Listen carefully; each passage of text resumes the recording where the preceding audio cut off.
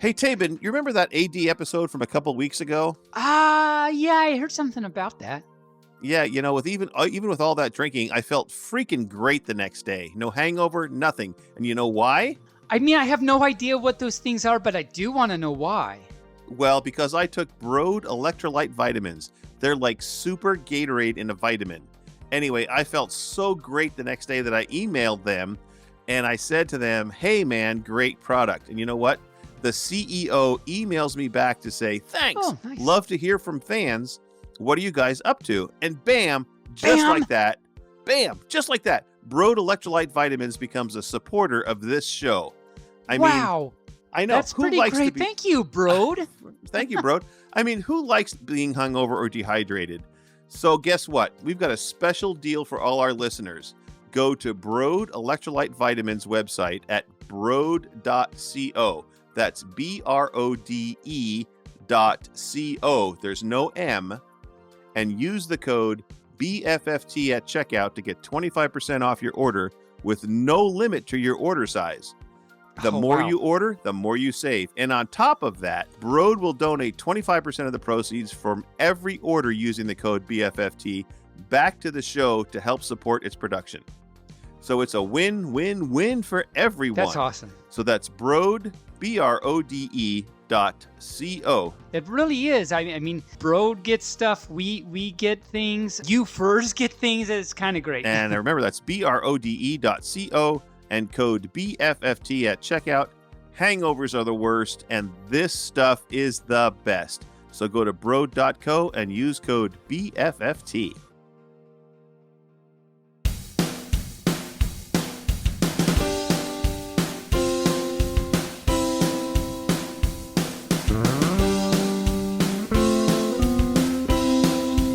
Hi, Taebyn. Hi.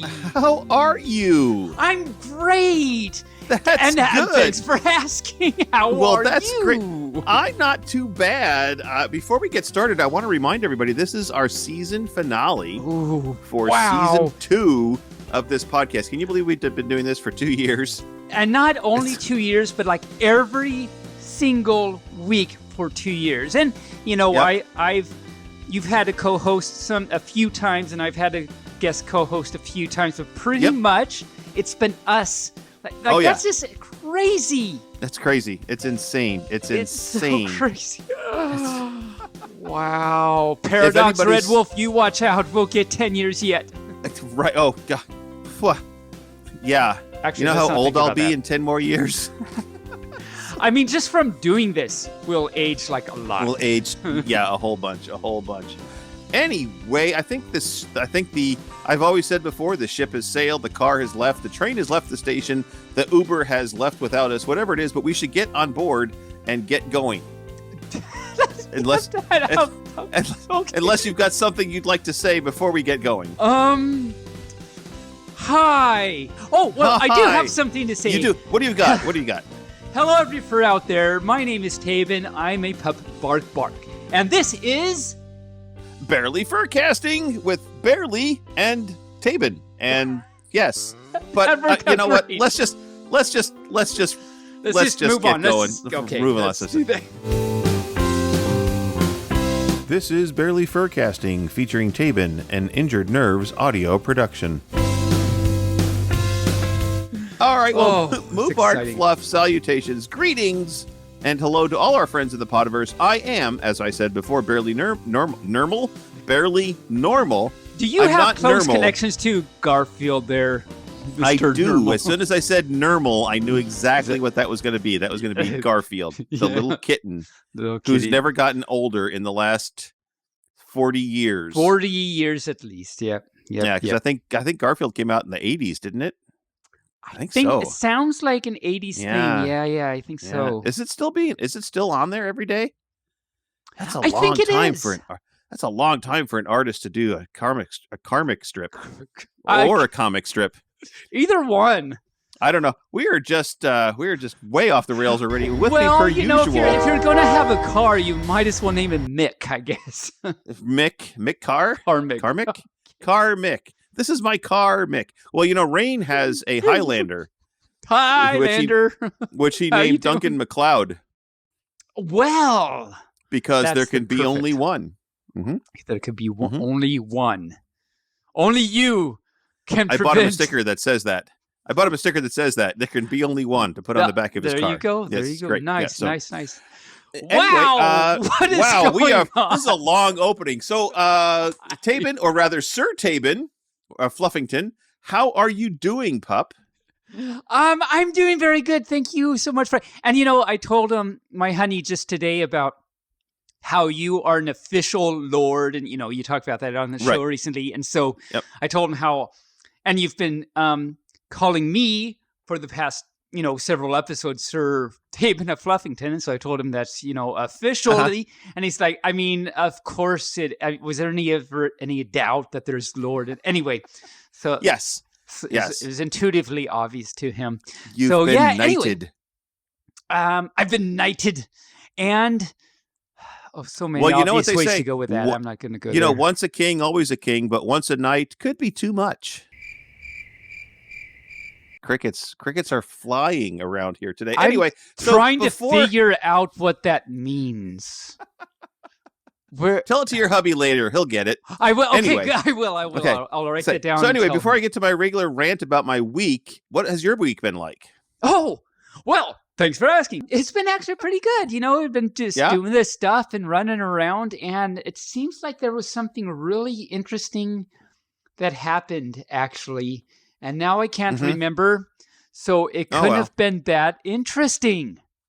Or that important. Grandpa used to say, if you can't remember it, it couldn't have been that friggin' important. Oh, my cow. So that brings us to your exciting, magical, mystical My week has been another week from hell. Oh, another week from sorry. hell. I know. So Tuesday morning, I get up to a friend of mine needed a ride to the doctor's office because he had an early morning doctor appointment and he wanted a ride. I told him I'd give him a ride. I get out, I get in my car, I back out of the driveway, I go to pull forward, and the car pulls to the right. I'm like, what the heck's going on? Did it make that noise like that too? No, it went, and I was like, what's going on? And I look down, and it's got all these alerts coming on because you got tire sensors. It says, your tire is flat. I'm like, what? So I go out and I look at my front right tire and it's flat. I'm like, oh my goodness.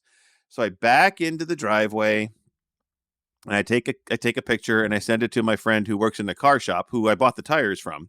And I said, hey, my tire's flat. Can you come out and fix this? He says, well, we don't do mobile flat repair, but if you take it off and send it in with Kim, your neighbor who helps us do stuff, she says, I can take a look at it. I was like, okay. So there I am. It's raining. I've got my good clothes on because I had a meeting that morning that I was going to have to go to.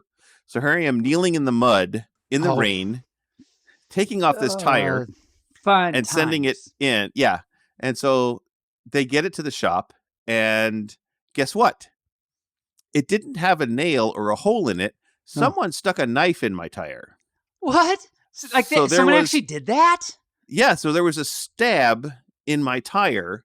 That was from a knife. He says, from a knife. Yeah, it's about an inch wide. And so someone stabbed my tire. Just one tire. Just to really make you annoyed.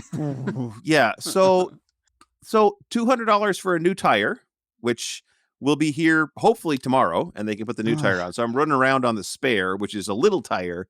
So, it's like, but. And, I'm sorry. Give me a second here. I'm working on this. I'm working on this. Okay. I don't quite have it, so we'll see if it actually works as I say it. Okay. Ready? Okay. So you set your tire. This is going great places all of a sudden, isn't this awesome? All of a sudden, this is going great. Yes.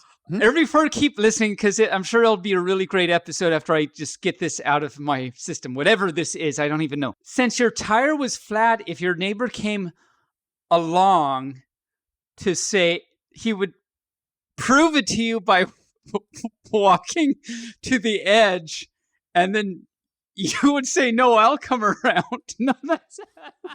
What? I have no idea what you're talking about.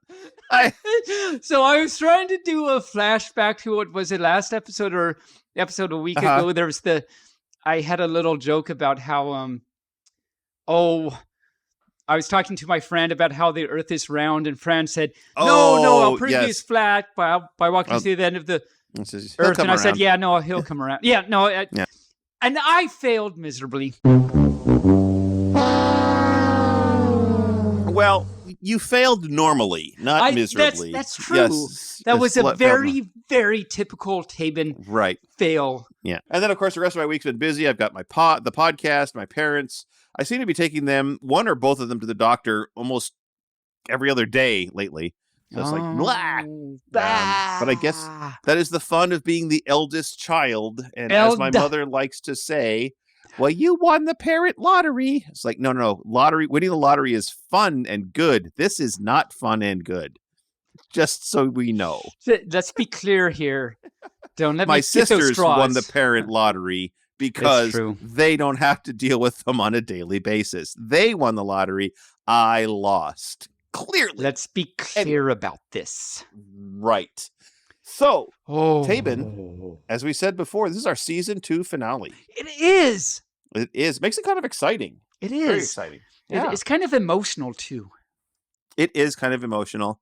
But the funny thing is, we'll be back next week. So I know. So there's no that's the it's emotional not like a television thing. series where they take 6 weeks off and then come back. We're just like, all right, we're now at season 3. Well, this is amazing. We're at the last episode of season 2. Oh yeah, see you next week. Okay. Exactly. So, have you done anything exciting this week? Nothing at all, besides stabbing my tire. Besides stabbing your tire, as I say, there was something. It feels like there was something, but I can't actually. Just can't put your paw on it? My pawsy can't. It keeps missing. So if I remember, I'll make sure to interrupt you whilst you speak. And whilst? That's a big word. That was a big word for this little podcast. Did you pay for that word? I did. Well, that's good. It came with my package of straws. And so it was a package deal. It's a package deal. Yeah. Well, our weekly challenge this week is to tell us your favorite episode from this season. Yeah. And we'll talk about that on episode 2 of season 3. Because won't make it in time for won't make it in time for the first episode. So on episode 2 of season 3, we'll talk about your favorite things that we talked about in season 2. So if you have a favorite episode, a favorite bit, a favorite guest, whatever you have, send us a chat in the BFFT chat, and we will highlight that on season 2 of episode 3. Or send an email or Twitter or however you want to do it. But we'd really love to hear what wonderful, memorable moments you have. Right. Or an actual telegram. I would love to get an actual telegram someday. That'd be kind of fun. It would be. A singing telegram would be really exciting. It would be. Yeah. I am the singing telegram. Bang. I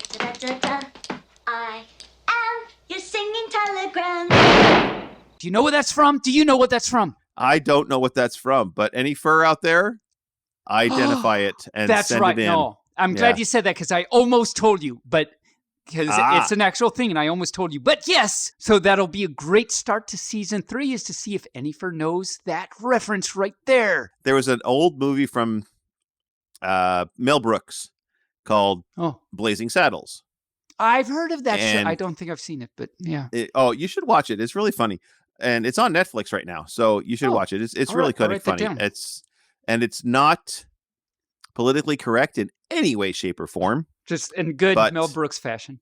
Been good Mel Brooks fashion. But one of the lines was they're trying to get the big bully to stop bullying them, and the sheriff knocks on the door and says, "Candygram for Mongo, candygram for Mongo." And of course, it's like in the old Warner Brothers cartoons where he gets a candygram, he opens it up and it explodes. Yeah. Oh yeah. And they candygram for Mongo. Mongo. Sign, please.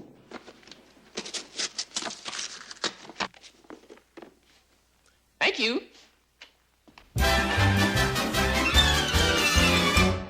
Mongo like candy.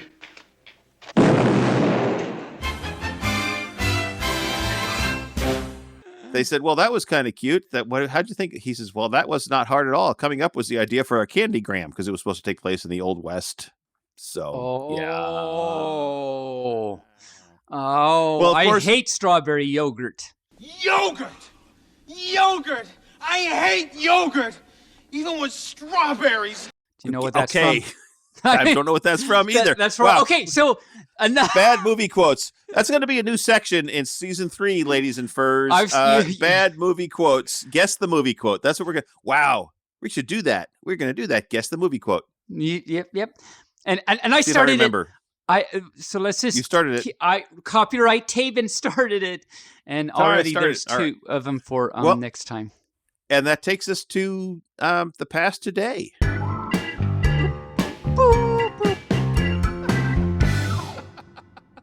So last week we talked about Young Sheldon intro. So yes, actually, really quick. Uh-huh. A few memories I have from this season, because you asked what memories do you have from this season. A few quick. In season 2, episode 2, I believe is the episode where Socks started. Okay. Season 2, episode 18, I think, is when we found your favorite joke. Okay. And there were some other circumference. Yes. Oh, because you I said it so many times. Yes, you did, like 3 episodes in a row. You said it. So anyway, and there were some other memorable. Oh yeah, and so here's a test for you. How add? How add? I don't know. I don't know what ad would be. How add? Bad ad. No. Advertisement. No. That would work, although that wouldn't. Okay. But that's not quite right. Okay. How add? Advertisement. Oh, advertisement. Advertisement. Yeah. Okay. Gotcha. Yeah. I feel we should try another one. I'm not sure if you. Okay. So Okay. How pun? Ishment. There you Yay, ding, ding, ding. Yeah, okay, good. You get it. So, Okay. but that was on season 2, episode 11, when we first talked about that. So you first can go back to that. And there were so many other good there were so many good moments, I think. So many good moments. Yeah. Had a good run, and hopefully we'll keep running next week. Anyway, yes, sorry. I got distracted. Let's go on to the past today. It's easy. Yes. So Young Sheldon. Nobody else is stronger than I am. Yesterday I moved the mountain. I bet I could be your hero. I am a mighty little man. Yeah. You said that the new season, they have a bull. And I was like, I thought it was always a bull. So, of course, I had to go check it out. Now, there are a lot of different openings throughout the first 4 seasons. Right, they changed little things. There's still the main idea of the cow or he's bull walking with his boots. in. Well, but the very first episode, it was just Sheldon all by himself, and a tumbleweed rolls past him. That's he steps away from the tumbleweed. Right. I forgot about that. Yeah, that was adorable. And then the second episode of season 1, it's just Sheldon with the cow. Oh, is it? It wasn't until episode 6 that the whole family was there with the cow. I'm remembering this now. That's right. Yep. It takes time to work up to the family. It works up to the family, right? So, and then there was a couple of times. There was one time when he's dressed as an astronaut, Sheldon, of course. Oh, yeah. And then the Flash, I think he was cow. one time. Was the Flash, he was Spock one time? Oh, he from was Star Spock Trek. One time. Okay, yeah. Yep. The Flash, a train engineer. That makes sense. Einstein. Oh, was he? Okay. Yep. Einstein was. And of course, in season 5, it's a bull. Now, here's the interesting thing. I watched all the openings from all the shows. You did. Look what I did to you. I'm so sorry. Yes. I take back the straw. It wasn't until this recent season that the rest of the family had different clothing on. Oh, really? Up to this season, they all had the same outfit. Well, that won't take a long time to do laundry then, because there's only one outfit. One that changed outfits on almost every week was Sheldon. Okay. So it was very interesting. It's like like 7 in, I'm like, wait a minute, they're all wearing the same thing, and it's like boom, boom, boom, boom, boom, boom, boom, and it's like, oh yeah, they're all. And now season 5, because they've finally gotten older and bigger. And grown out of their clothes or something. They've grown out of those clothes, yeah. So, and of every course single time they take like 2 steps away from the cow or bull or whatever the thing is. And now it's a bull, yes. And did Sheldon step away from the tumbleweed? I don't remember this, or did it just... Oh, he did. He did. He stepped backwards. So the tumbleweed would go in front of him. Yes. That's adorable. Yeah. I want to. It was. I want to go back and watch just that. Yeah. Actually, if you go to YouTube, you can say Young Sheldon all openings, and they have a montage of all the openings. Well, that was very helpful for you. You didn't have to find them. It's like, oh, hey, someone catered to my every wish. But I did just because I wanted to see which episode connected to which opening.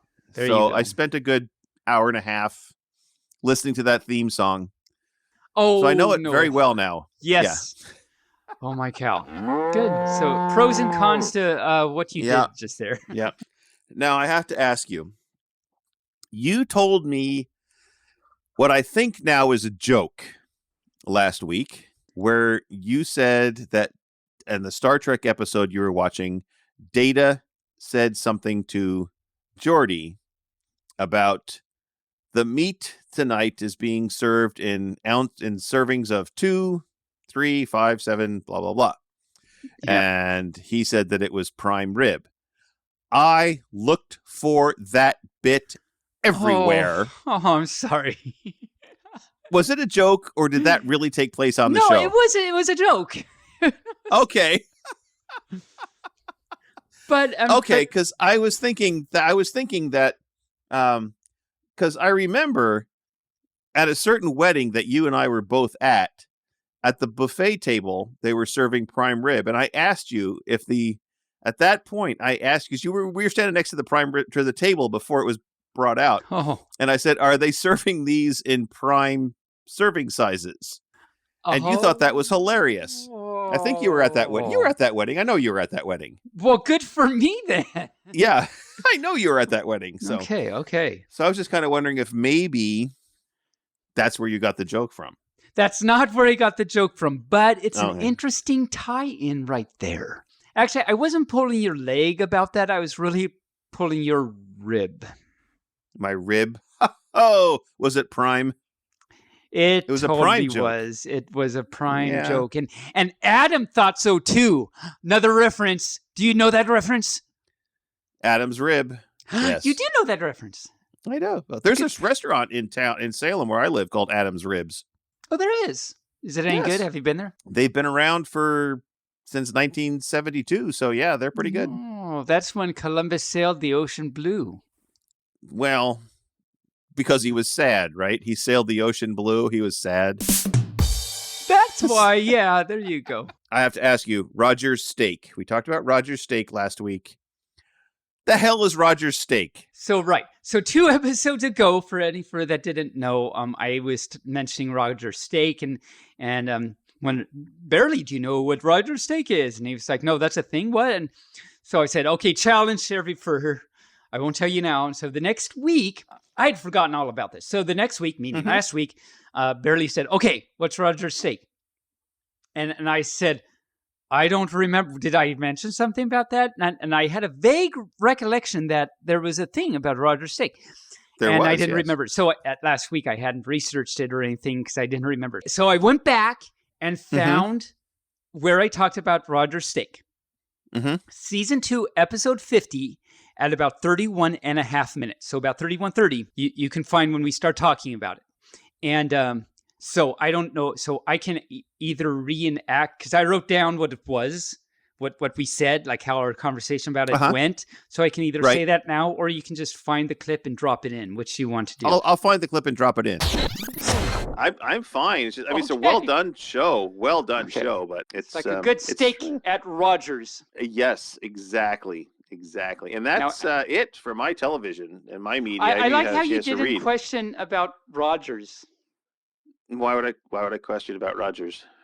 So you know about Rogers and steak? Roy Rogers? No. Oh. Now explain it to me. I don't remember what I think it was a real thing. And I listened to it like literally 3 times trying to like, what was I thinking? And Okay. I don't remember. So All it's right. a legitimate challenge for furs if you know what Roger's steak is. Because I think it's a thing. I was being serious. I mean, it was spawned by you saying steak or something, but I don't. And I listened to around it, and I couldn't. Anyway, there it is. And that was on episode 50. That was just a couple weeks ago. All right. That was okay. just a couple of weeks ago. Yep. Well, in that case, let's talk about some of our favorite bits over this last year. Okay. This last 52 episodes, 53, 54 actually. If we talk about our favorite bits, you'll know exactly what restaurant to go to. Because, okay. They're our favorite bits, and we when we ate the dinner, favorite and bits? we bit the. Oh, okay. Well, I thought you were going to say they were alphas. Alpha Bits. It's a cereal. Is it? Post. You've never heard of Alpha Bits? No. Really? It's a cereal that's in the shape of letters, and they can spell out words in your bowl if you're not careful. There's an adventure in every bowl of alphabets. Once when I was eating my alphabets, a funky kangaroo tried to carry me away. Oh no, what'd you do? I ate him. Good thing you had your alphabets. Yeah, well, I mean, if it's the second one, that cereal would have a lot of fish, because then it'd be the beta bits. The Beta Bits. That's the second one they Because did. beta is the second. Okay. Wow. Hi. How's it going? Well, but so here's the funny thing. In the computer world, beta is before the final release. Yeah. Yep. So does that make the final release the alpha release? That's Interesting. good. I have never. That's why have I never strange- thought about that? That's a very. I have interesting not, thing. because beta is second. If Right. it's before the release, Maybe it's the second if you go backwards. I don't know. I don't know. Okay, any computer people out there, why is it beta if it's not the final? What is the final release then called? Alpha? Yeah, I don't know. And I 'Cause mean, if you do it it's all beta the way, then you're watching TV in old times, because it would be the Betamax. The Beta Max. To the max. So, interesting story about Betamax. When I was a young bear, a young cub, well, I would say an adolescent cub. I was like 18 years old. I was moving out on my own, going to college, moving out on my own. And I was going to go buy a video recorder because, movies were being rented and you had to have a VCR to watch movies. And so I went to this video store that rented movies. And remember in the old movie stores like Beta or the, what were they called? Blockbuster and Hollywood Video. I love how those were so long ago. Blockbuster, Hollywood Video. Yeah, right. It's DVD Mart. DVD Mart. Well, yeah, or the local store.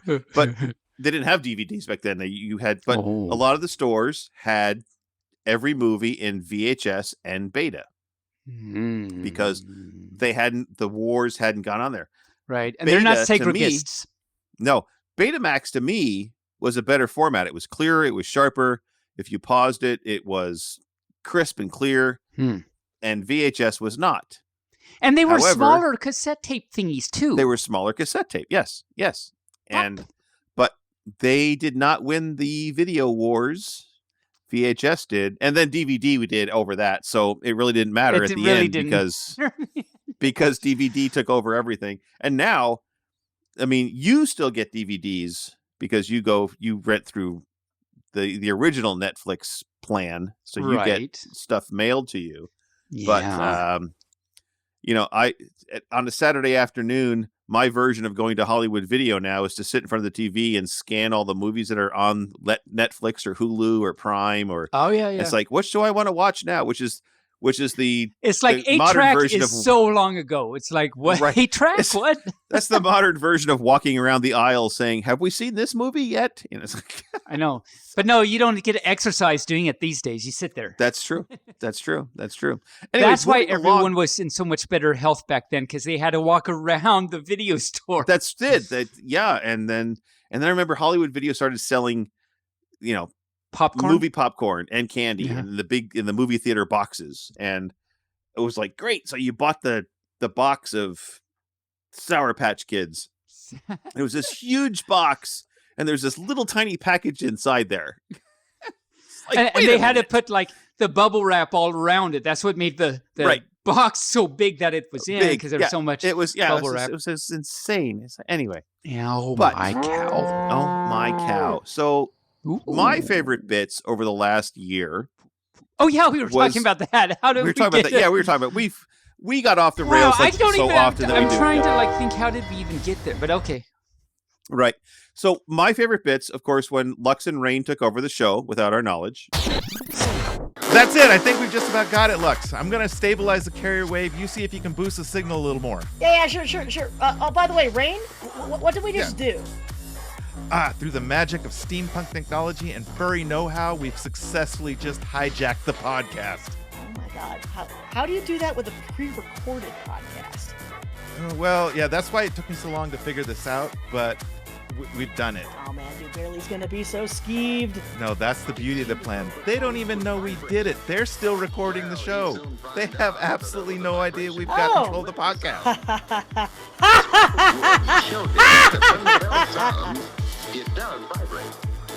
That was kind of fun. Oh yeah, that was Mhm. the pirate episode. The pirate episode, and we never did recover the lost episode. So maybe someday we'll recover the lost episode that we did, but they took over and we never got to air that one. They did it on Thanksgiving too, because that's how we know that the episode was so good, because it was pirated. I don't know. It was rated R, right? Yeah. Okay. So, my cow. Sucks. All right. My Sucks. cow. Sucks, indeed sucks. And then a couple of the transformation station bits that we've done over the last year. I like the Star Trek episode where we were up in space, or the Witches episode, Oh yeah. and of course the most recent, well, the almost most recent one, the Zamboni episode, where you ran over, or I ran over. You were the Zamboni. I ran over a bunch of leprechauns. It Poor was terrible. leprechauns, but it was I know. it's terrible. But it was hilarious at the same time, you know. My name The is clothing Shmiana hanger. Doy. Hello. The I can feel What? your emotions. Hi. You're laughing. You must feel joy. Well, we're confused. Confusion. Of course. My goodness, you're not quite dressed for space. Neither am I, but I'll get a less revealing, more appropriate uniform in later seasons. But right now, I'm in a catsuit. I feel that Oh. you are Okay. intrigued. But let's get you into some Starfleet uniform, shall I feel we? like you're a crossover from Doctor Who. Hi. My name is Miana Shmoy, or whatever it was, 2 seconds ago. Schmoy. Come with me. Miana- Here's a clothing rack. I'm looking you over now. Hi. Yes. Taebyn. Hi. That is your name. I sensed it. I sense all You- your emotions. Mm-hmm. Oh, your scents are amazing. My goodness. you must you- be able to buy like lots of things because you have lots of scents. I do. I also can feel that you are wagging both internally and externally. So That I'm is going very to cut true. a tail hole in this uniform. This is a Riker issue, but be warned, when you wear this, you will sit in chairs weird. Here you go. Okay, I'll be ready for that. And you have to ask for consent. Absolutely. And I'm looking at you. What's your name? I'm Yes? sensing. Uh, Your name is Snoopy. No. Is that correct? No? No, I'm thinking no. your name is Winnie the Pooh. No. Is that no? I'm sensing. What is your name? Barely normal. Barely normal. Yes. My name is Shmiana Boy. Or Or whatever my name was was. Or whatever it was 5 minutes ago. Yes. That's all right. yes. Sometimes I feel so many emotions that I forget who I am, but that's yes. okay. Okay. Do you like my hair? It's very 90s. Let's move on. Let's. Here's I love it. I love it. Uniform rack. Unfortunately, Mr. Barely Normal, the only thing that we have in your size is the Scotty. Okay. I'm afraid it comes with an accent. Oh. So Oh. please slip into Oh, this, which is more appropriate for the Starfleet Great. situation that we have going on here. Great. Oh, you're right. It does have an accent. I'm sensing believe some it. very Scottish emotions from I you. can't believe it right now. All I want to do is drink Scotch whiskey and have some haggis. I feel that you really think that soccer is important. Wonderful. And Riker Pup, Taebyn, Great. do you have wagging Well, room hi there. within your uniform? My goodness. Now you sound like Riker. What an amazing thing. I'm feeling so many emotions right now. I'm giving it all she's got, Captain. My goodness. All right. Well, I believe that Spork wishes to speak with you in the commissary. The I feel like I want to elevator go down is to devoid engineering. of crying children, so please step in. Oh, thank you.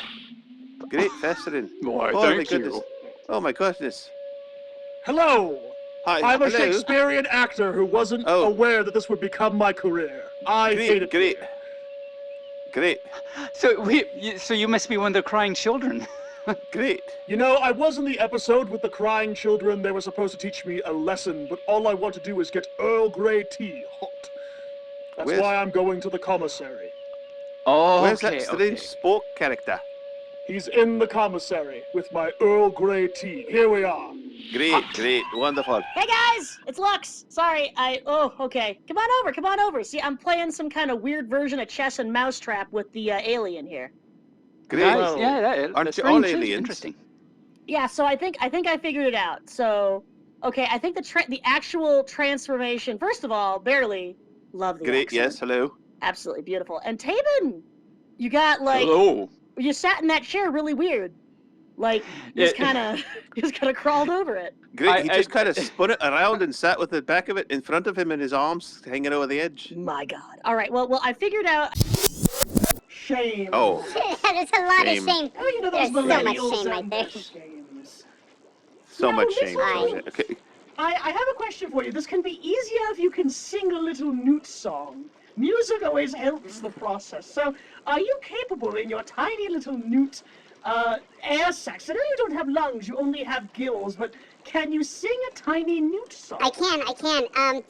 Should I do it now? Or when should I do it? Yes, Okay. absolutely.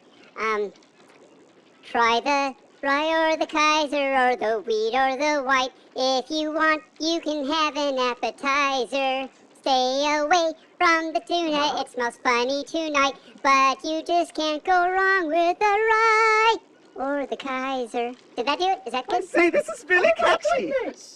I was going to say maybe we should just keep him a musical salamander. This is quite wonderful. I believe that is the work of the great bard Al of the Weird. It is the great part Al of the Weird, yes.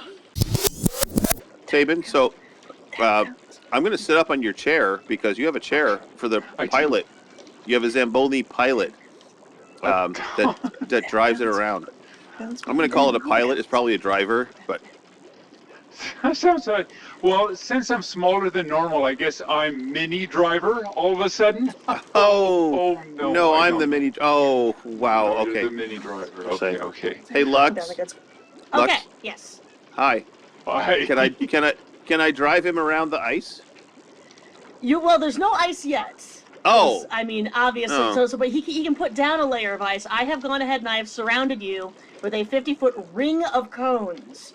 So Ooh. as long as nothing unusual happens, you can go ahead and drive him around and put down a little layer of ice if you want. All right. Oh, no, this is fun and cute. This is cute. Yeah. A little layer of How does it ice. feel on your brushes, Taebyn? It actually feels fine. I think it's got to be the lozenge that did it. Between me and your bubble wrap, I think, that's what's taking care of that all. Well, I left the bubble wrap on the floor. Oh, well. Oh, God. Oh, he just ran over the bubble wrap. Well, now the bubble wrap is trapped in the ice. Okay, well, that was... All right. I'm gonna work on chiseling out because I don't believe that this is OSHA approved icing over a bubble wrap. So I'm gonna go ahead and give him a little pickaxe out here and see if I can find it out. Just don't run over anything else, including the leprechaun parade that's right in front of you. Oh, well, stop that. Oh, God. Oh, no. Frozen leprechaun. The humanity. The entire leprechaun Oh, parade. no. Oh, man. Seamus. Oh, God. I'm never going to be getting the recognition for that nonprofit now. Right. I mean, All right. yep. So, Right, was there right. any favorite bits besides the ones you mentioned earlier? I mean, when Sock started and There was Sock What else? started there were lots of things. I was thinking about this.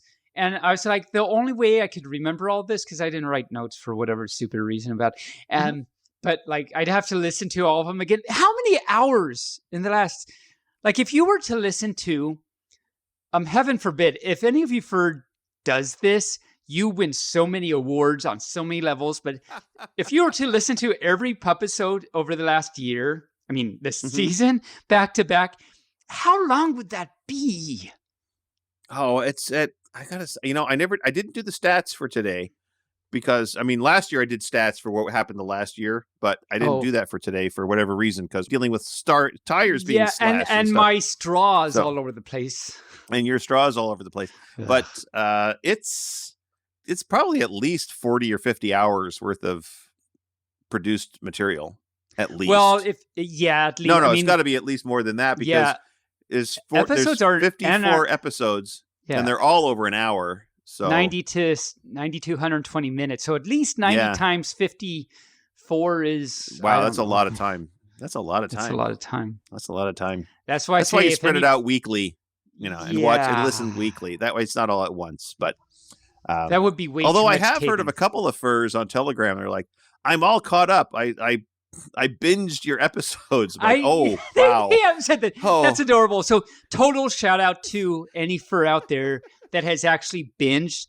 And I'm okay if binge means you listen to 2 episodes. Actually, for me, I think binge means if you listen to one whole episode in one sitting, that's binging. Without fast forwarding. Yes. Without fast forwarding. Yes. Oh, so shout out to all you furs that have done that. Or listening to it at normal speed instead of 1.5 or 2 times speed. Yeah. No, some people listen to them that ways.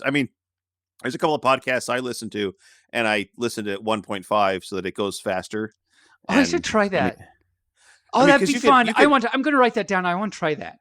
1.5 because you could listen to what they're saying. You could listen faster than people can talk, which is a human thing. Really? Because when you're listening to me, your brain is processing what I'm saying and coming up with responses immediately. Oh. So and notice how slowly I can't even respond. I'm still processing what I go slow. You go slow. Slow go. And we had a multitude of extra guests on this year. Multitude. We didn't have a guest every week, which is okay. But we did have, I'm going to start from the beginning and work my way down as to who we've had throughout the year. Okay, shout out to all the guests that Barely is going to mention now. Thank you, all you furs, for your participation this season. Well, furs and non-furs. There are a couple of non-furs in this list. Matt Baum, our very first guest of season 2, Matt Baum. He's not a fur. But then the rest are Paradox Wolf, Cassidy Civet, Coca Actually, Dope. Matt is a fur. Is he? He was a bunny, I think. Is he a bunny? All right. We did turn one of our guests into a fur. He didn't really want to, but then we commissioned the art and turned him into a furry. So was that Katie Edwards? That was Katie Edwards. No, was it? I thought it was Ian Keller. Katie Edwards was season 1. We didn't have Katie Edwards this season. We had Ian Keller, and we turned him into a fur. Wow, we turned 2 people into furs. Did we? I think so. Anyway. We have a big project for next week's Past Today. It's pretty bad when the host of the show can't remember everything, which is why we have people that do this for us. Anyway, so Matt Baum, Paradox Fox, Paradox Wolf, Cassidy Civet, Coca Dope, The Tater, Tay, Strong Bob Fox, Grubs Grizzly, aka Papa Bear, Beaten Nuka-Coon, Puka, Proto-Toby, Manic Nux, Ian Keller, Trash Panda, Cleo Lemon Fox, Ben Diskin, of course, and then we had Chitaro, Hund the Hound, and our guest today, later on, is going to be Star Raccoon with Bund the Bunny, which is the alter ego of Hund the Hound. That actually reminded me of another one of my memorable moments, of course, when we had Ben Diskin on the show. This right here got to talk to Jack from Beastars. Yep. So shout out to that, all you furs, listen to that. Joining us today is Ben Diskin. Welcome to the show, Ben. Thank you so much. It's good to be here. It is wonderful to have you here. Oh, shucks. You are the voice of Jack on Beastars, and that I wag so hard about that. That's amazing. So, does Jack happen to be hanging around in the living room or anything? Because I actually would like to talk to Jack, and I have a few questions for him if he happens to be around and available. Okay, yeah, hang on a minute, wait, hang on a second. Jack! Jackie! Here, boy! I heard here. They want to talk to you. Hi. Hello? Hi. Oh, hi, Jack. Is that you, Jack? Yeah, what's up? Hey, how's it going? Pretty good. What's going on with you, Taebyn pup? Did I Taebyn, say that yeah, right? you are. Hey, how you doing? Yes, I'm a pup, and I've been a big fan of you for a long time, and you're a wonderful, sweet little doggy, and I wanted to tell you that. Well, thank you. Thank you so much. Well, I'm happy to do so. I have a few questions for you. If you have a few minutes to partake in your answering of my questions. Okay, sure, yeah. Yeah. What's up? So yes, I have to ask. I think it's on every fur's mind. In case you didn't know, you're on a podcast, and there's a lot of furs listening to us right now. Hello. Hello, Hi, everybody. They're all saying hello. Have you ever thought about dating Legoshi? Oh, boy, I don't really know what that would look like. I could picture like daydreaming Legoshi. I could picture maybe angry Legoshi, but like dating him? Dating Legoshi? I don't know what he would really be like that, I don't know. I don't really know how to answer that question. I have a feeling he'd be very, very shy. Yeah, that sounds like him. It's, listen, I like the guy, but he's really gotta kind of grow a little bit of a spine. He has this whole thing with this mystery girl, and it's a thing. I can't get into it. I've seen some stuff in his room, but I won't embarrass the guy, but it's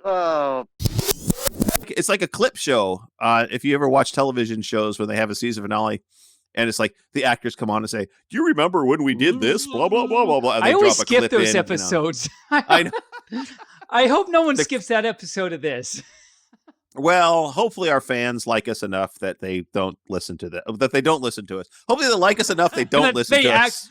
This is for your own mental stability, all you furs. Please do not listen to it. Never listen to us. It's a safety violation if you listen to us. Yeah. Your brain could hurt. I don't think anyway, even Broad could help you. No, Broad can't help you. Speaking of Broad, if you go to broad.co and at checkout, enter the code BFFT at checkout, you'll get 25% off your entire purchase. Broad, of course, is a great product. It's electrolyte vitamins, and you can take it with any beverage before you do heavy activity, before you fly, before you partake of adult beverages where you might... Like grapefruit juice or grapefruit plum. groups. Yeah, plum juice, yes. Those kind of adult beverages. Or the ones that have alcohol in it. Those kind of things. You want to keep your electrolytes up. You want to keep your activity up. And then these vitamins will help you not feel the effects afterwards. So, again, nice. BFFT at checkout, 25% off your entire purchase. And if you're going to a FurCon, it's nice to have a couple of these in your tail to help you get through the activity. You will thank us, and you will thank Broad for the great things that they do for you. That is BRODE.co.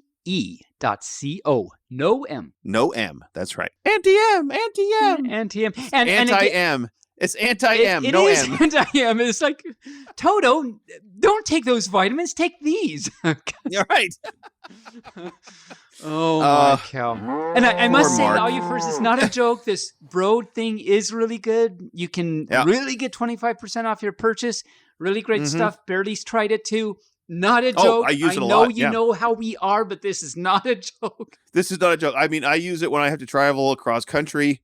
I use it when I'm going to be running around with Taebyn at a con. It's nice to pop a couple of those before we go out and about. And, when we're at cons, yes, I drink a little, and keeping the Broad on board, I don't have a hangover the next day. There you go. I'm going to throw it out there. Moobarkfluff. Because if I had a hangover, taking care of Taebyn, it would be a miserable con. So I don't like to do that. I think I am one of those, whatever that is. I think I am one anyway. You are a hangover? to every other fur that I have to, that I get to interact with. Yes. Well, we came up with a lot of catchphrases this year for whatever reason. I don't know. Well, Off the Rails has been around for a while, but, we had socks. Oh, my cow. Wallaby socks. Bingo, bango, bongo. I said off the rails. There was a couple more. What else do we have? I think there were, pomegranate fruit. No, that was one. Maybe that should be one. No, no, barking pumpkins. Or not Barking pineapples. Pineapples.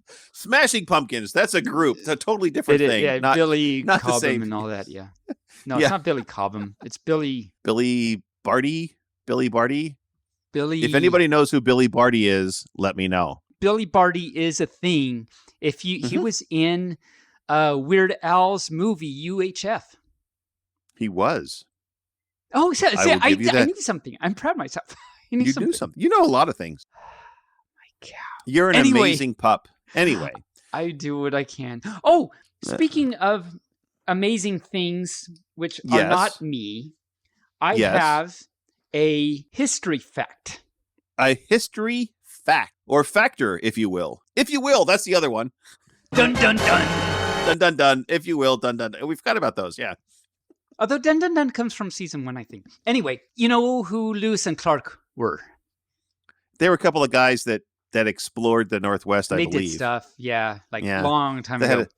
had a salt cairn over in Seaside. Of course, it wasn't named Seaside at the time. I have right here a book called The Journey of Lewis and Clark. It's a big history of Lewis and Clark, and it's a journal they wrote down. You know, every day they would write a journal and stuff. And they What were their spelled first things names? funny. Huh?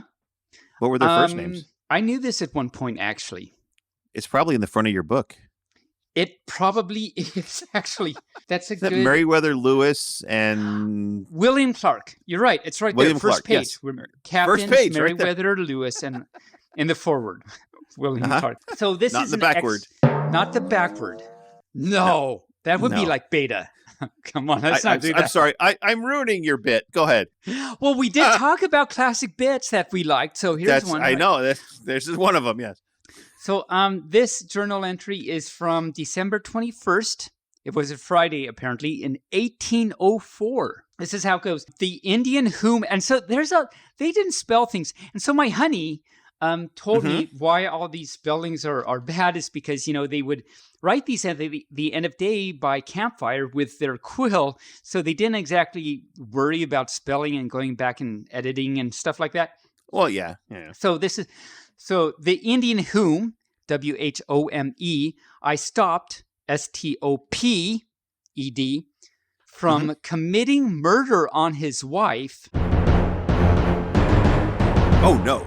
Through jealousy, spelled J-E-L-L-O-S-Y, of one of our interpreters. No, J-E-L-L-O. Did they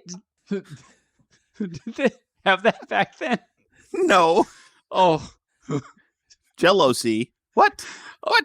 Oh, because They had it Jell-O. is spelled jealousy. Yeah, Jealousy? Well, we'll see. Oh, poor Taebyn. Of one of our interpreters came and brought his 2 wives and showed, and the showed is spelled capital S-H-E-W-E-D, showed great anxiety to make up with the man with whom his jealousy sprung. A woman, W-O-M-O-N, brought a child with an abscess on the lower part of his back and offered as much corn as she could carry for some medicine, M-E-D-I-S-O-N. Captain Lewis administered &C period. It actually says &C period. And I didn't know what that was, and my honey told me, because honey's the one reading this book. He said, that means etc. And... Huh. Okay. Back in 1808, they had interesting spelling. Was he around in 1808? Apparently.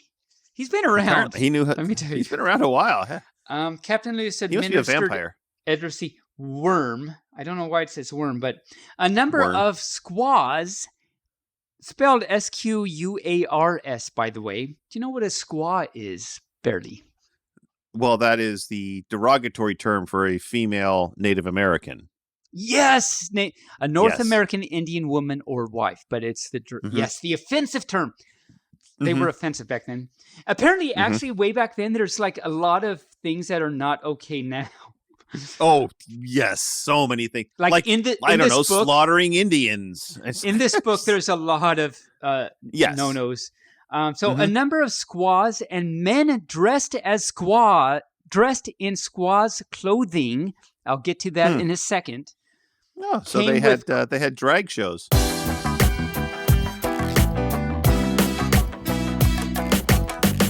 I'll get to that in a second. Okay. Came with corn to sell to the men for little things. We procured 2 horns of the animal the French call the rock mountain sheep. This is an actual entry from... Anyway, but there's a footnote here about the squaws and men dressed in squaws clothing. So the footnote is that these are bird ashes, which officially means two-spirit. But bird ash is a homosexual. The Indians believed that they had been directed by the medicine vision to dress and act as women, and they suffered no loss of status. So apparently, dressing in drag was totally okay back then, as long as a medicine visionary told you to. Otherwise, it was like, no, off with his head. But if some visionary says, yeah, no, you're going to die if you don't drag it up, and right, yeah. Now I've heard that before. Two-spirit. It's I hadn't heard it at all until like maybe 6 months ago. Oh, really? And now I've heard that term many times. Oh, once many, you hear many, it, many times. You just hear it. Okay, interesting. It's like, oh, I know what that means now. And so, yeah, it was very common in the Native American population to have people be two-spirits and be and as he said, their drag shows, bisexual. They had it going on. They had it going on. Yeah, it's like, hey, the tequila, long, I guess. Yeah, the peyote and the peace pipe was going around. And I apologize to any Native American listening to our show.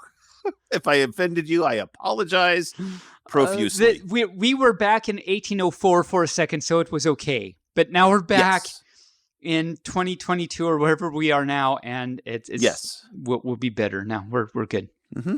So anyway, that was my history fact. All right, well, let's move along to our media section. Although I do have to say, so as I say, my Handy's reading the book, and it's a bunch of journal entries, and he says they do the same thing all the time. Like one entry will be like, oh, we got into a row with some Indians and had a fight, and then they came to understand us, and so we had good relations and everything. And then like a few days later, we fought with some Indians, and then we had regret, and then they understood it, and then it all was okay. And then a few days later, we had some Indians, and we fought, and it's like, okay, so we know how that goes. Yeah.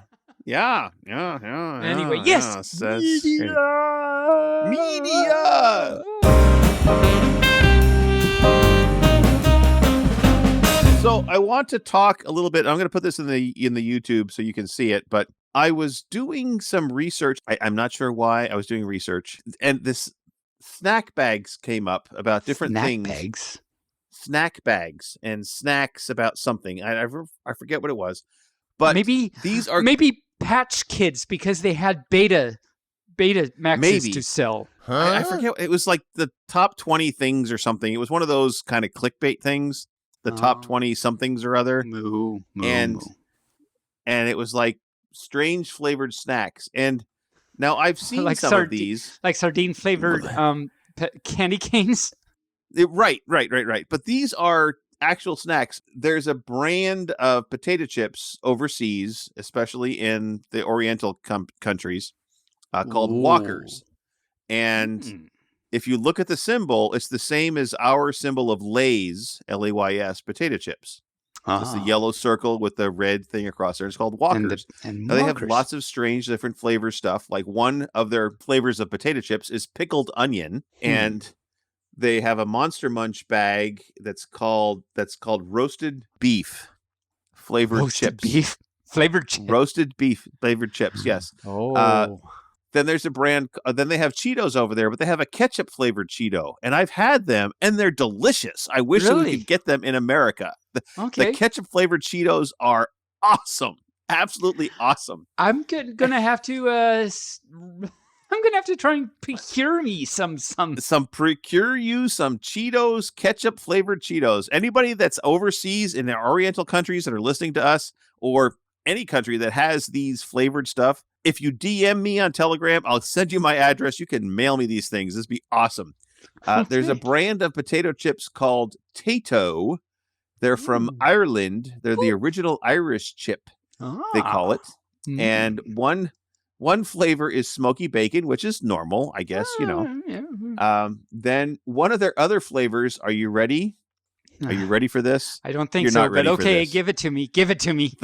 The flavor is prawn cocktail. Ew, that's so gross. Actually, don't give it to me. I think I give it back. Okay.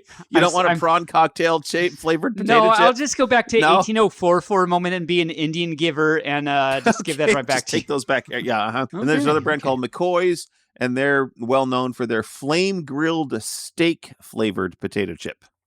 That actually sounds interesting. It's actually pretty good. I've had that when I was visiting Thailand. I had the flame grilled steak. It's like, that's really good. It doesn't. It's not like, you don't think potato chip and you think, flame broiled steak, duh. But when you mention it, it's like, that actually doesn't sound too bad. Yeah, they have another one called baked potato, which of course we've had that in America we have too. That, the loaded potato one, which to me just tastes like salt. But okay, so it's okay. I won't say the obvious pun that I was going to say that I've said so many times. So I'll go ahead and say it. It's our season finale. Say what you want. I mean, something about how that insults me. I don't know. Does it insult you? Assault the potato? Oh, I'm very salty about that. Two peanuts walked into the bar. One was assaulted. Ha, ha, ha, ha. Anyway. And if you have a flashlight. Yes. And it's a big flashlight that you have to put like some D cells in or something. And then if you're attacked by one of those. But D cells. Not those cells, but D cells. I'm sorry. Moving right along. I'm not even going to try and finish it. I actually had the best pun ever right there, but nope, not anymore. I'm sorry. I ruined it, everyone. Maybe Taebyn will tell it to you in person someday at a con. Actually, I hope not, because it was going to be horrible. Okay. Well, that's what we're known for. That's the real reason I chose to not say it. I thought it would sound better if I blamed you, but I'm just going to complain. It was going to be horrible. So horrible. I'm not even going to finish it. So I watched a few more episodes of Bob's Burgers, the season, and then a couple more episodes of Yellowstone. And I did watch the first 2 episodes of Great News. You called it Good News last week, but it's called Great News. Oh, so it's even better than I thought. It's great, man. It's great. And what did you think? That's what Trump wanted. He didn't want to have, pre-shredded cheese anymore. He wanted to make America great again. Oh, wow. Maybe I should have told that pun that I decided not to, because maybe it would have actually been better. So maybe, but I did think it was pretty good. It was a pretty good show. I liked the mother character. I've seen her on other things. She's a great actress. She's a great actress. I have to say. Great. Yeah, so, she's great. I haven't seen her in other things, but at least in that, she's great. And remember I talked about how she's all smothery and stuff. Yeah.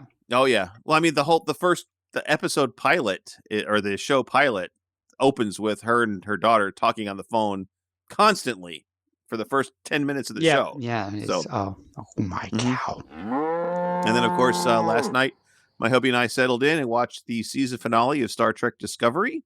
How is that shaped up? It's great.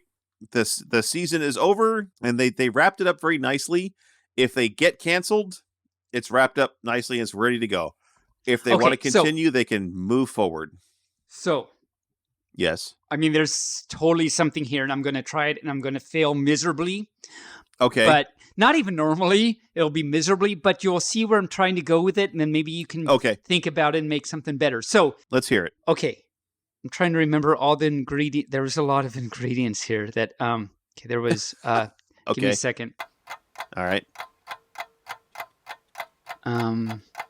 What else did you say? You said season.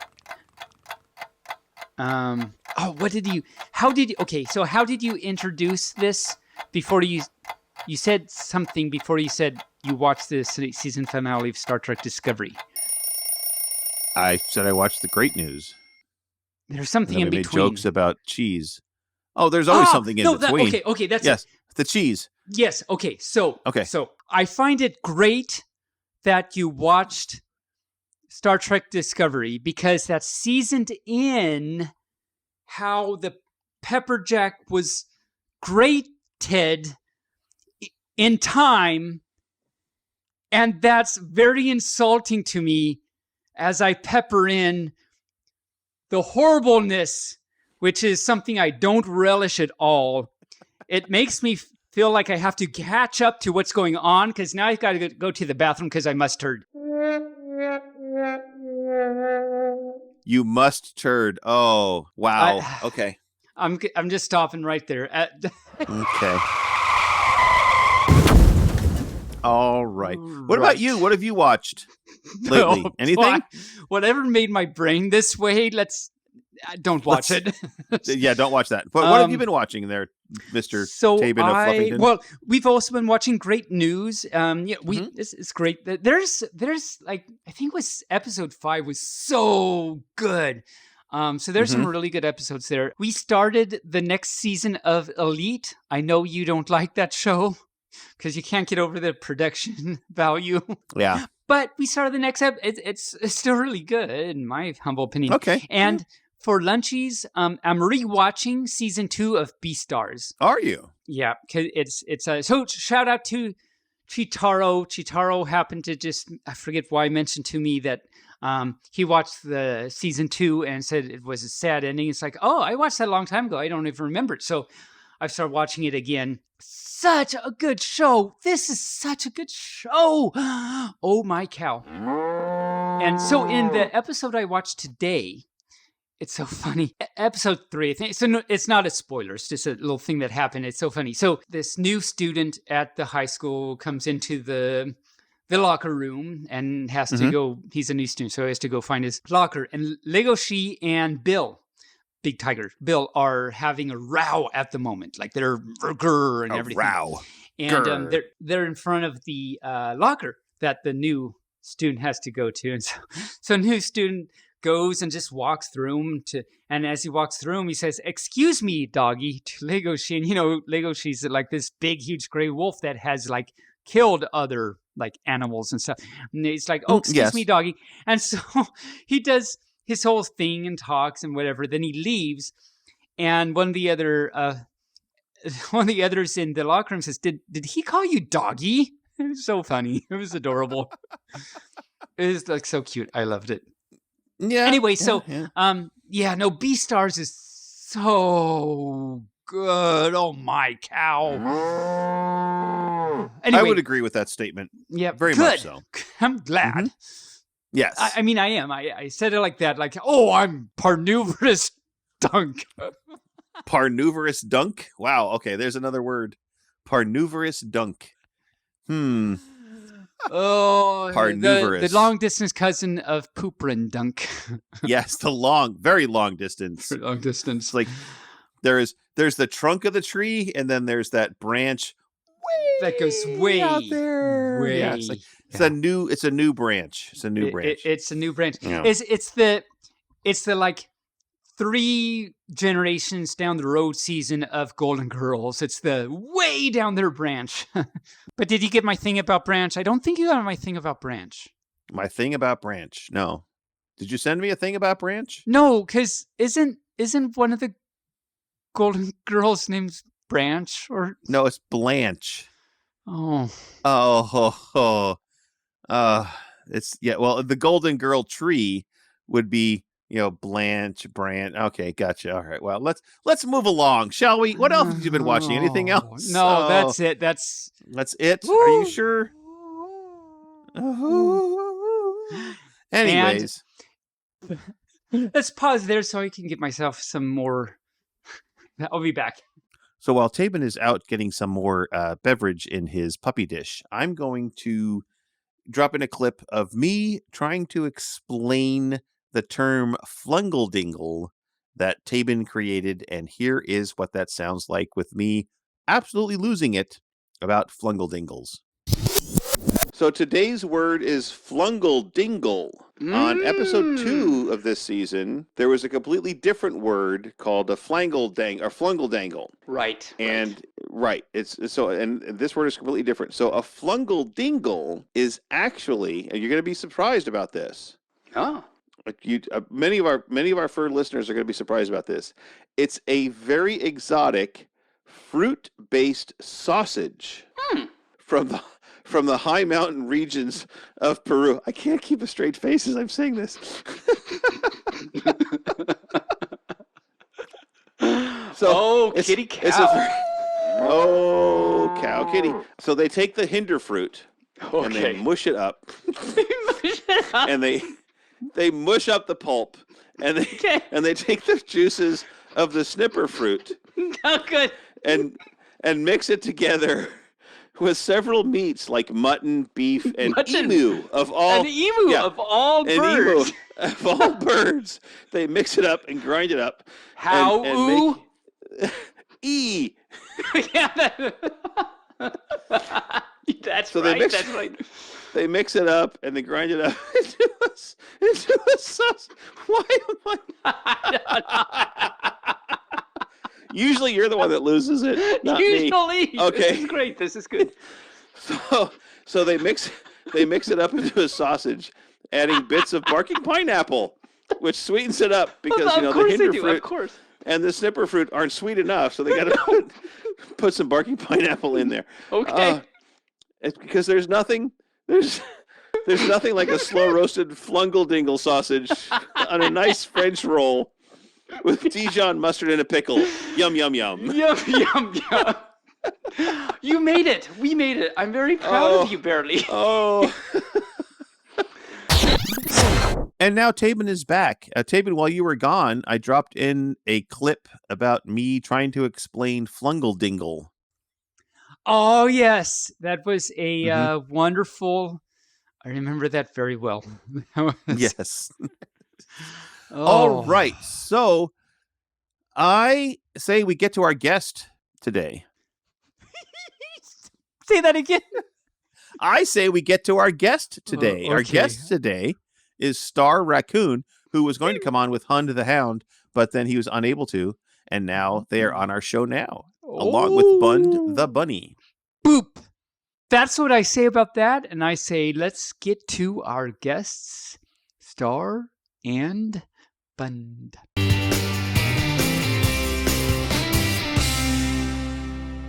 Hi there, Rain Raccoon, your friendly furry podcast editor here. The following interview contains adult humor and themes.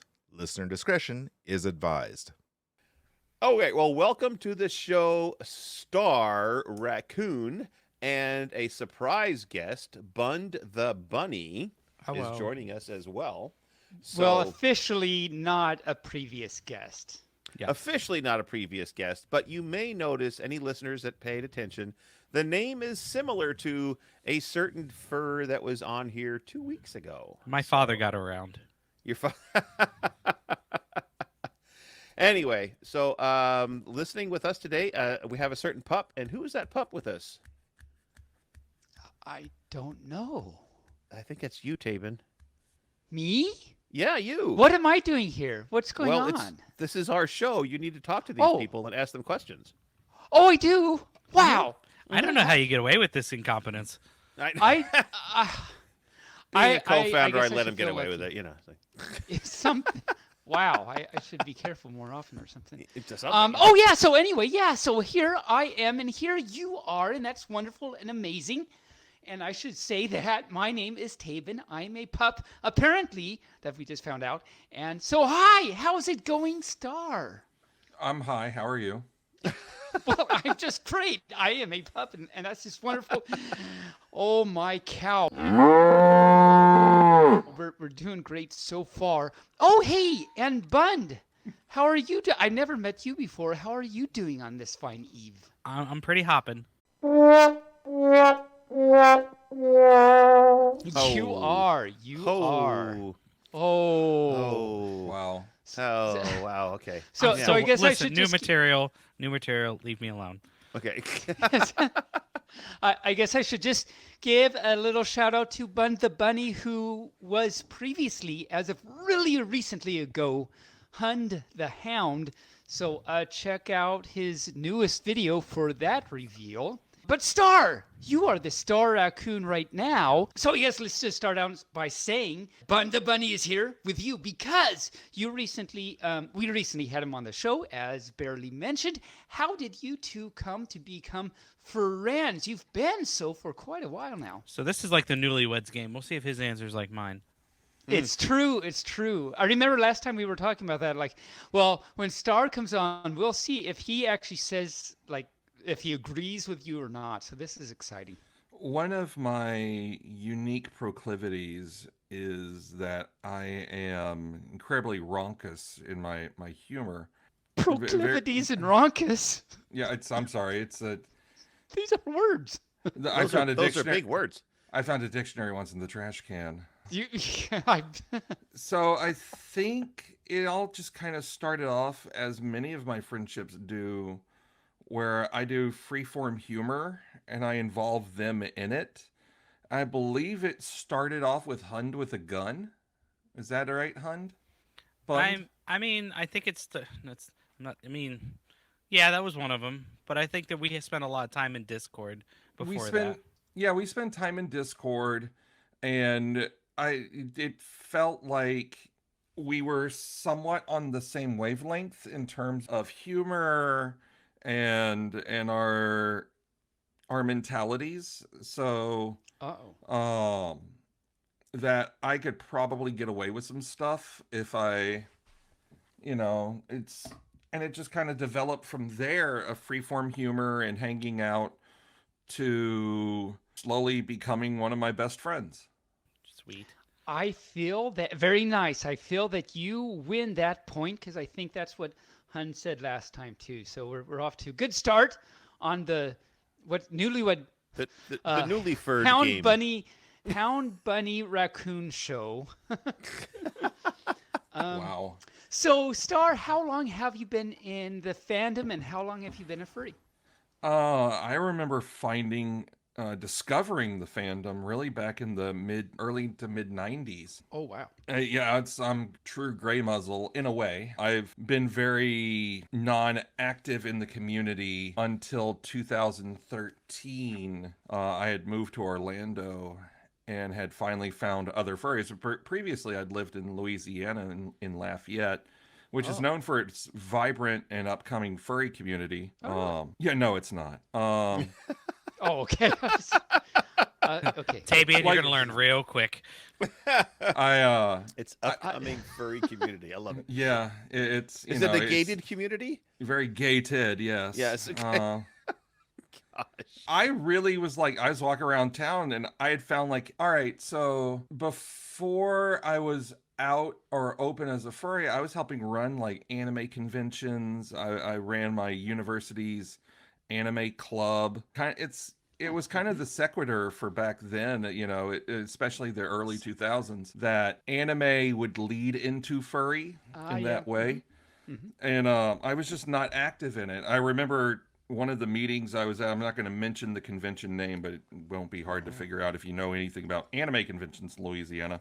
I was volunteering. I was a member of the board of directors. I served as, I forget what my title was back then. It's been almost 20 years ago now. But the guy that owned the convention proper was really, really big into the Transformers fandom. And we used to tease him because he wasn't into the fandom so much as he was the Transformers Beast Wars fandom.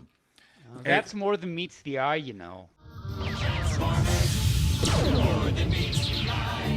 Yes. Oh, yeah. And he had a fursona, or he had a Transformers Sona that was very, very furry themed, and we gave him a lot of crap for it. And it got to the point one night we gave him so much crap, he looked at me, he looked at another guy, and he goes, I hate furries so much. You two, I'm putting you in charge. No furries at the convention. They're perverts. They're awful. I don't want them there. And you two are in charge. And I'm sitting there. I'm like, we're not going to learn a secret this year. Oh my! He might have some problems with me now. Well, I mean, who else to spot a furry than a? Send Deadpool to do a Deadpool job. Much. Yes, it takes one to know one, as they say. Nice. I moved here and slowly but surely finally got involved with the fandom. But yeah, I remember finding it like back in the days of like Transfer and Fur Nation and Yifco and all the Vixen controlled libraries, which is still online, come to find out. VCO, yeah. Oh yeah. Yeah. Craziness. Wow. And so so your persona, I mean, what big purple you have, I must say. Oh, thank you. So tell us about all of that. Star comes from two sources, which are very peculiar. One is Brightheart Raccoon, kind of the base inspiration for him. And the other one was a raccoon by the name of Little David from a failed TV pilot. Okay. And if you know anything about me and you hear this, you're kind of going to go, Keska what? It's a Christian cartoon teaching little children about the Bible with furries, involving Jesus as Tony Orlando. I mean, Tony Orlando is Jesus. Oh, wow. Tony There he is. Orlando There he Jesus. is. That's little David. Rain just held up a picture of it, and we'll have Rain drop that in there, yeah. You know, I would have stayed in church a lot longer if they would have had more of that. Right? Yeah. Furry church. It's called my Furch. favorite. It's a very peculiar thing if you ever find it, Little David's Adventure. But yeah, those were the two base inspirations for Star. Okay, And, good to know. We'll have to check that out then, I guess. So, like, if I'm making you a note right now. If you look at Star's face very, very squarely head on, most raccoons have a mask that will taper at the edges. Star is very much like his father, Brightheart Raccoon, in that my mask falls down my cheeks rather than tapering off into the corners. That's kind of cute. Okay. Well, that is cute. That is. And so you are a raccoon, and so are you? I am? That's what they've been told me. That's what they've been told me. I don't know. That's what they told me. And I have a question here, and I don't know what it means, but I think Barely put it in there. Are you as trashy as most raccoons, whatever that means? Probably. Okay. You heard it here first. I remember when I got Star at Furry Weekend Atlanta 2016. It was about within an hour of procuring him the suit, and I was in the trash can in the hallway digging through it looking for pizza. Well, okay. I think, yep, it's settled. There is no doubt in our mind then about that, so good to know. Now, speaking of nature, because there is trash in nature, I guess. So what is it about you that makes you as Hund said at one point, a quote-unquote force of nature? You see how I kind of segued into that? I did that. That was a very good segue. Can you spell it? No. I-T. I-T. Yes, that's how I spelled it. That's where I work. Ha ha ha. That's one of my favorite jokes at work is, oh, that's an ID 10T problem. They're like, ID 10T is like, yeah, write it down. I did. I sent an email today. I sent an email today to my boss, and I said, that's an SEP. And he said, what is that? I said, that's someone else's problem. Oh, I say NOPD, not our problem, dude. Yeah, there you go. Same thing. Yep. I don't know what it is that makes me a force of nature. I know that I'm kind of a whirlwind wherever I go. I know that I kind of am a hellraiser for some reason. I don't know why exactly. So that's like one of those really, really, really sharp things that you shave with because you're wow, hellraiser. Wow. Oh yeah. Or he's got all those needles in his head. Anyway, Bund, what were you going to say? I was going to say that I have a live stream that I had to private because of said hellraising. Oh, from MFF. It was fun. That was your idea to get me drunk, by the way. Oh, that was Hun's idea. I'm Bund. Yes, totally I don't different care. Person. The meat puppet behind both of you said, "Hey, let's do a live stream where we get Star drunk," and I'm like, "Are you sure you want to do this?" Star Drunk was like sipping alcohol, not, hey, watch me chug half a fucking pint and before it starts. All right, so we started with half a bottle of Kahlua and a half a bottle of cream. Yeah. I got both down to a quarter. So I emptied the cream into the Kahlua bottle, shook it a couple of times, and hey, more magic fluid. Yes. We're going to put an adult sticker on this interview. Yes. Sorry. That's okay. It's all right. We can do that. We've done it before. I actually have no idea what just happened. Me neither. I'll just say, I guess kind of speaking of which, Star, you have some very funny and some cringe-worthy videos. So I'm not your so sure YouTube- about the funny ones. I know about the cringe ones. I'm not sure about Right. funny. So let me rephrase and say, Star, you have some very cringe-worthy videos, and that's about all you have. Thank you. How long have you had these cringy videos on your YouTube, and what prompted you to start that channel? As a comedian, it's hard finding an outlet sometimes, and that's why you can never get your hair to go just right, because you can't find an outlet for your hair dry. Okay, anyway, keep going. I knew he was going to go there. I knew it. I just Like, knew it.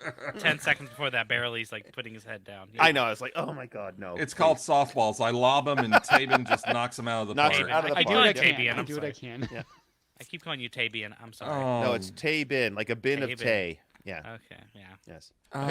You have no I do idea how the- many times the furs have called me. Anyway, yes, so cringe. Speaking of, I mean, the kind of relationship we already have here is I'm a cringy pup, right? I mean, so other furs make really great videos, and I make cringe. That's all I do. So anyway, I would disagree what was with the that, question Taebyn. again? I don't know. We were talking about Some- his cringeworthy videos. Tell us, so Star, tell us what you feel is your most cringeworthy video. Oh, geez. There's so many to choose from. Well, you've got to have one that just rises to the top of the cream at this point. Can we Probably. remind you of some? No, I know my content. I'm gonna probably go with Don't mind. if it's not the one where if I had to say a top three, I'll put it that way, a top There you go. three. All right, number three. Number three, definitely. I think it was Anthrocon. I'm gonna say it was Anthrocon. Again, alcohol was involved. No. This had to be Anthrocon 2017. Someone, I want to say it was one of my friends, had bought a plush. It looked like a volleyball, but it was like a giant plush worm. Okay. Yeah. And okay. They had Plushy worms. Why not? They had slowly unraveled it over the course of the convention. Oh. And now it's just a long worm. It's probably a 15 to 20 foot long worm. And I'm looking at it on the bed and I'm like, hey, I have a great idea. Mm-hmm. I'm going to lay down on the bed. It's going to be hidden in the covers.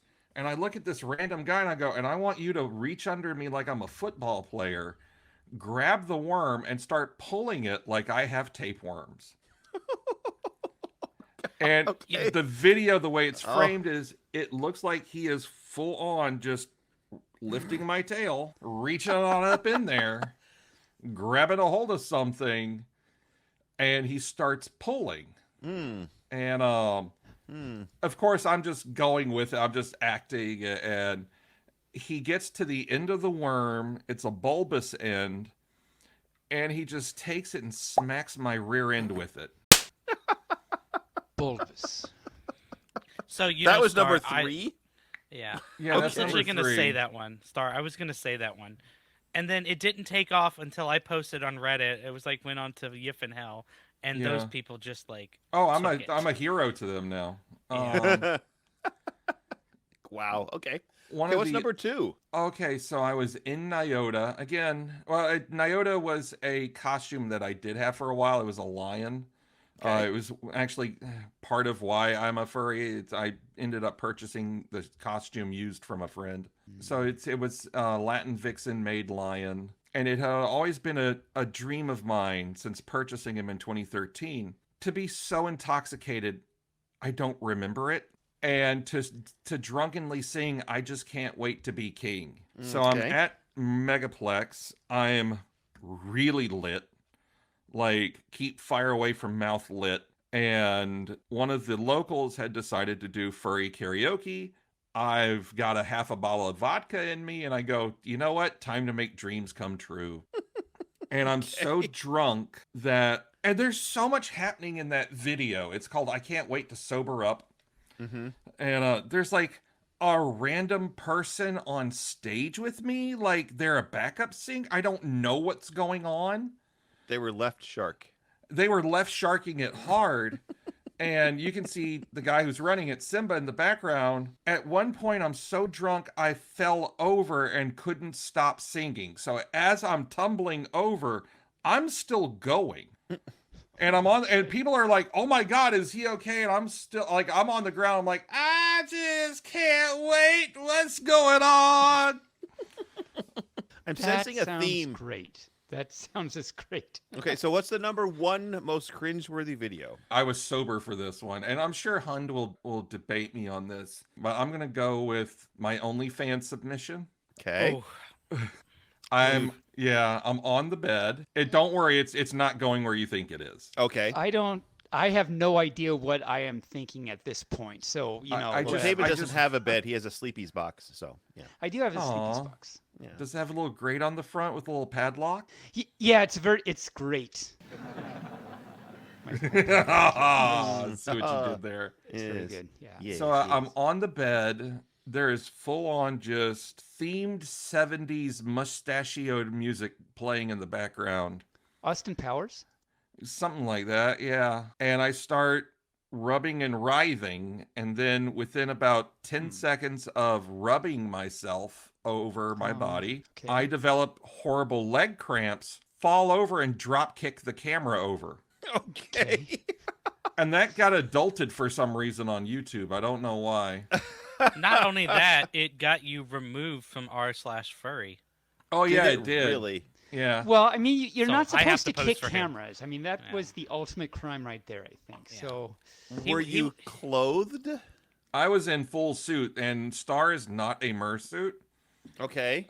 Star is what we call a drop crotch. So right where things line up, it would look like you tapped a spigot into a tree. I mean, it's a little north for fun button, if you know what I mean. Okay, gotcha. The meat puppet, wasn't naked. The raccoon technically was naked. Well, the raccoon's always naked. Yeah. I mean, technically, Taebyn's naked all the time too. So. Yeah. Mer. Anything's a mersuit if you're brave. Oh, I forgot about the time I ate soap. That's a pretty bad Oh, one. yeah. Oh my God. Okay. I was sober for that one. It said relaxation soap on it. Yeah. Relaxation soap. Yeah, it was a relaxation bar, and I took a bite out of it on camera, and I'm like, well, that's a lie. I don't feel relaxed at all. Okay. And that took off. That was a short. Oh. And that took off on your channel. Wow. I'm his manager too. I manage his channel. Well, yes, I get that. It's like Taebyn, I think we lost control of this podcast here a few minutes ago. I'm in my Sleepy's box right now. I don't even, you're just doing whatever you want to do. Oh, we are off the rails, clearly, yes. Yay. I found the time we did Pilkin cookies. Pilkin cookies. Well, let's move along with some of the questions. Now that we have your most three cringe-worthy videos. Yeah, so I think we have the answer to my next several questions. Yes. Where do your ideas come from? What type of content do you have? Things like that. So it sounds like most of his ideas come from a bottle. Yeah, typically. Or Hund the Hound. Or Hund the Hound. I'm a drinky raccoon. Hund the Hound seems to be like the evil protagonist for you. It's like, hey, Star, let's do this. Have some booze and let's do this. Actually, it's usually the other way around. Oh, yeah. Okay. It was, hey, knock on the door asking me if I'm pissing loud. Yeah. So for any fur that really has to know and watch all these things, where can we find your things there, Star? Can I please have that reworded for 500, Alex? I don't even... Oh. What is your social By the way, media this is presence? This is that force of nature we were talking about. Yes, exactly. Yes, it's like where can we It's- find your things, Star? Where can we find Well, them? I mean, my where they've OnlyFans always is a very exclusive group. It only really belongs to me. I So am you're on the only fan? YouTube. Only pause. Okay. Okay, yeah. I'm so on YouTube. specifically, what is your YouTube? How can we find that? If you just enter the search term Star Raccoon or Ask a Raccoon, you should be able to find me fairly easily. I think I'm the only purple raccoon that's not named Brightheart that's on YouTube. Okay. And dare I ask, Star, how can we support you? Cocaine. No, I'm drug tested. Psilocybin, please.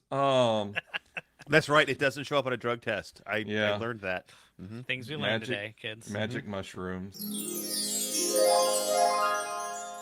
Do you know, by the way, Star, that is now a legal recreational drug in the state of Oregon? For everyone else, drugs are legal. For me, because I am a DOT class driver, yes, none, unfortunately, are legal for me because I'm federally mandated, not locally mandated. That's true, but psilocybin will not show up on any tests, so therefore, you can go for it. For legal go purposes, for it. Come he's to not Oregon. going to agree. Just come to Oregon, get some mushrooms at the local dispensary, and have a good time. It's on. Okay, I'm on it. Can we put it on pizza? You know, mushrooms are good on pizza. Yeah, especially those. Those would be a great pizza. Yeah, like with pepperoni and Italian sausage, ground beef. Oh yeah, and then like some chicken, some Jamaican jerk chicken on that is really good. Chicken too. on a pizza. Okay, votes around the room. Chicken on a pizza, yay or nay? Yeah, chicken on a pizza is good. It depends on the type of chicken. I don't know. Do you live in Florida? Is that why you have chicken on a pizza? Florida? Is that how you say it? I mean, did I say? What did I say? I said Florida. What did I say? Florida. Florida. You added some letters there. I think that's my New Jersey coming out. I'm born and raised in New Jersey, so we called it Florida. We put gator on chicken down. I mean, gator on pizza down here. Gator on chicken. Yeah. Gator on top of a chicken. It's a gator on chicken. Gator wins. No, easiest way to support me, if one were so to choose so, is typically through Ko-fi. That's ko-fi.com/Star Raccoon. Okay. There you go, there fans. It is. You had that ready. You knew how to do that. I've done that a few times. Nice. So I need to ask you a question, because now that you've said that, we talked a while ago about you, I think, wanted to talk to us about a fandom for fans. Yes. Please explain better. And I want to know, are they called fannies, first of all? And what is this whole thing about fans? So one of the unique things about me is I typically this sounds bad. I'm typically kind of a jerk. But you have to, it's real simple. Just, stay in your lane, control your role. Don't bring the thunder down from the mountain. And what has happened... Wait, first we're bowling, and now we're like Zeus or something? Yeah, Okay. we're Zeus. Gazoon tight. You're welcome.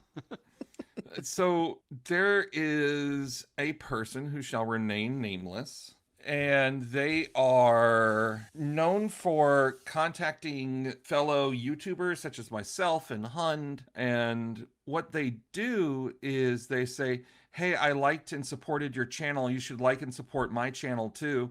And hey, look at all my content. And hey, if you get on Omegle and you skip me, I'm going to report you to YouTube and try to get you thrown off the platform because you skip me and you hate me.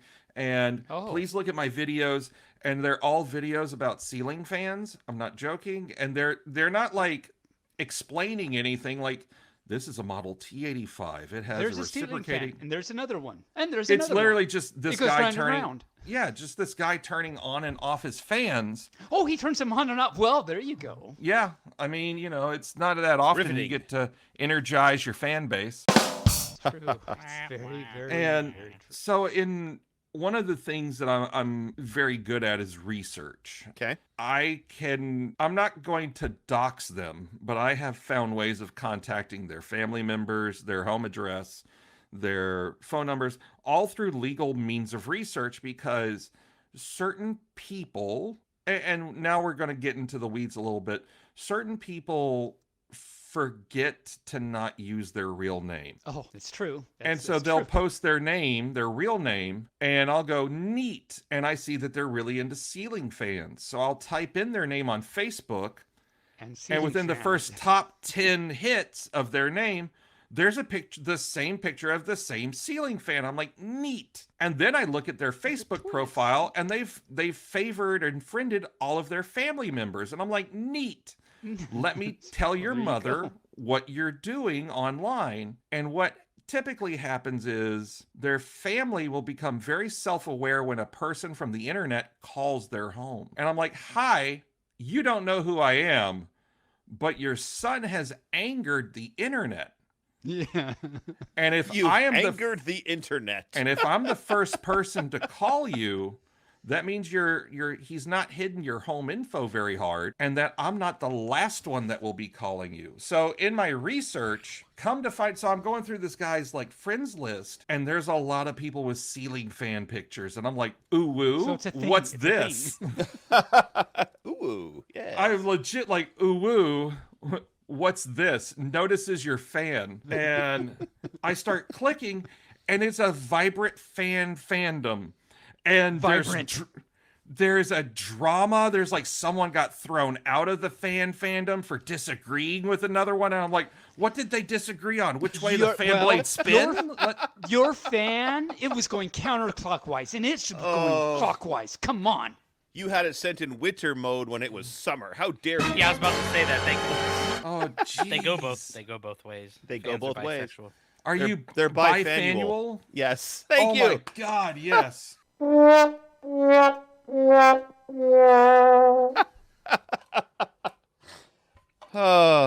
yeah, don't be bifurcated. No, I think. Oof. Oof. Oof. Oh wow. Oof. Yeah, Similar so there's a similar vibrant wishes. fandom that I was completely unaware of. That doesn't make any sense, but you know, it's everyone is allowed to be into like one of the weirdest fandoms I know about. And it's not really weird. Are furries? No. No. I'd say the Titanic fandom, in that there's a lot of infighting on how the damn boat sank. Okay. Like, I found that out. I found a Titanic forum, and they're fighting, and I get on YouTube, and they're making like diss videos at each other, and they're like, I want to say that user 487, better known as Lord Byron, completely missed the point on how the Titanic sank. You see, as it was sinking, the boat obviously ripped in half, and that the the back half was not pulled down by the front because we found the keel at the bottom of the ocean. And dun. And I'm like, what the hell is going on? The damn boat's been underwater for 100 years. You're not a forensic scientist, you prick. No, but everybody on the interwebs has an opinion, and everybody's opinion is valid, and therefore... No, it's not. Well... Ask Bullshit. anybody on the internet. Their opinions are valid. I mean, no, it's not. Have you met half of our peers? They're stupid. And there's people that are dumber than them. Yeah, especially in the Titanic fandom, because it's half of our peers. Oh yeah. Oh. You know only what's made funny it to about one. Taebyn, I'm gonna one up you, which isn't that hard. You know, in the Titanic fandom, they can make iceberg videos very easily. Oh, they've seen Nobody both knows some sides. iceberg videos. Yeah, right. Yeah. It's just the tip of the iceberg. It's just the right. tip. Yeah. Yeah. That's what I told her. I cabbage it. No, that didn't work. I tried. I didn't. No lettuce. Hey, Taebyn, do you know there's still water in the pool in the Titanic? I did not know Of course there is. It's underwater. Of course there's still water in the pool. Thank you. Yes, don't explain the joke. Oh, poor Taebyn. Taebyn, why don't you ask the next question about a certain thing? I don't even know what. We're after the fandom fans. What's the next question? We're after the fan. Okay, so Star, what's your favorite plushie? Well, there's Does so it many. have a hole in the back of it? No, it does Stop. not. Sorry. I wasn't around to sexually molest your interview. Please don't sexually molest mine. Okay. Well, we have now got an NC-17 rating, so awesome. Yes. Don't even these. There is so much going on that I don't know if I should like. He look brings these out the up or worst in not. me. Like I said, one of my major influences on Star was Brightheart Raccoon. So I have to say, really, my favorite is still, and he lives currently at my computer desk, just kind of watching over everything. Is my original Brightheart Raccoon plushie from when I was like 2. Oh, Cool. nice. Nice. That's wonderful. That's very, very nice content that you just did there. Yay! Thank you. I have it in me to do it on occasions. Oh, good. I just choose to ignore that little voice. I'm just guessing that the rest wasn't nice content because, as I say, I actually have no idea what was going on, and and if Barely was laughing in the way that he was, I can only assume. No. Anyway, hi. So, Star, you have a theme park? Oh well, ooh, it's a very exclusive theme park. Usually, typically only of one. No, I work at a theme park. Oh, so that's what that's about. Yes. Okay. So we've covered that. Okay. Ooh. So let me ask. Wait, so wait a you minute. mentioned. So wait a minute, Taebyn. You mentioned that you work at a theme park, and we know that it's a certain mouse-themed theme park. What do you do for this, if you can tell us? I work in bus operations DOT training division for license acquisition and property knowledge training for the Walt Disney Company. Knowledge. Okay. Now, Disney. convert that to somebody that can understand what that means. I'm a driving instructor for buses. Awesome. Okay, perfect. Yeah, thank you. So part of my job is the license acquisition because it is a commercial driver position. Okay. So if I was to train Taebyn, number one, I'm calling out that week. Okay, yes. That's gonna That's probably a good idea. That's a go-to maneuver for several trainers. Yes. Nice. So that would be from, okay, this is a bus to, okay, now you're going to test with the state of Florida to get your commercial driver's license so that you can be properly licensed and taken care of. And then we would begin the property knowledge phase of training, which would be, this is a theme park, this is a hotel, and this is how you drive to the both of them. And this is Wallaby.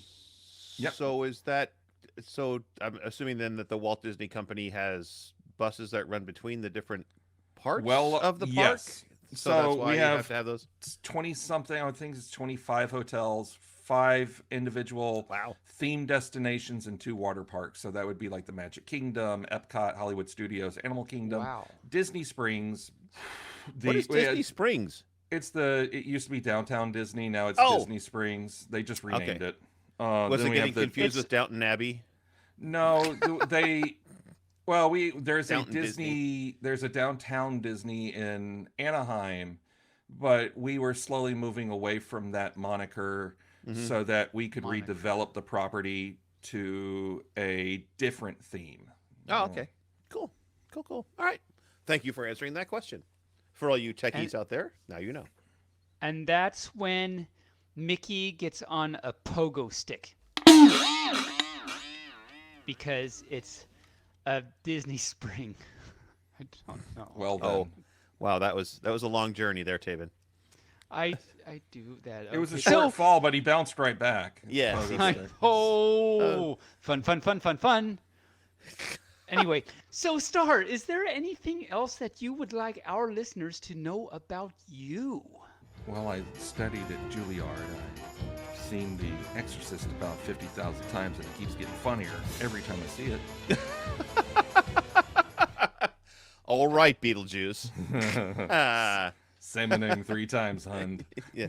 Beetlejuice. It's showtime. No, Star. Star.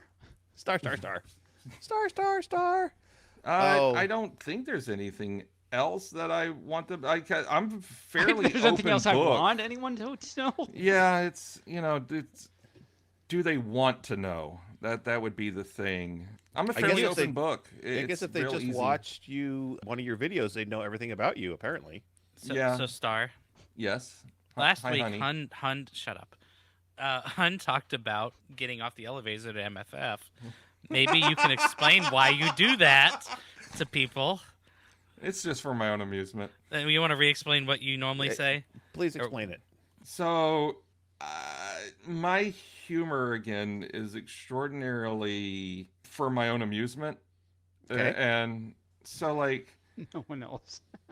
Oh, yeah, no, it's... Everyone is just kind of caught in there. So, we'll be walking around at MFF, and I'll look at someone, I'll be like, how's your Republican National Convention going? There's a lot of weirdos around here, and I'm in full suit. Like... So I just want to see what their reaction's going to be. I just want to know what they're going to say. I mean, this is a perfectly legitimate question. Person in the elevator quiz or something. We've got these are everyone wants to know. They're important things. And I'm sitting here in fursuit screaming internally as Star is doing this. I just want to see what they're always laughing. They don't know what else to do. It's always fun when normies get on the elevator at a FurCon because, especially if they're going way up high, you just have all sorts of chances to F with them on that elevator for at least 3 or 4 minutes. Oh, there was an ACON years ago. I heard this story from someone, so Lord knows if it's true. ACON is an anime convention in Dallas, and I want to say it was like ACON 2004 or 2005. One of them I was there for. We ended up sharing the convention space with the Baptist National Convention. Oh, wow. Nice. Yeah. Nice. So there's one thing you always want to do, and that's mix nerds that don't know what appropriate humor is, that like to dress up as things, and Baptists. Yeah, yes. Okay. And so they had to call the ambulance on a lady because someone was dressed up as, I want to say, like Alucard or something like that from one of the vampire animes. Or maybe it was like a demon or something like that with sadder legs. And this lady tried to get it on the elevator, and the elevator opened up. There's the full demon standing there. The full demon. Yep. Hi, lady. Are you going down too, like I am? For me. That was so super awesome. They teach you at those Baptist conventions to face your demons. Face those demons. She failed. Oh, she failed. Okay. Are you going to the atrium like I am to collect souls? Yeah.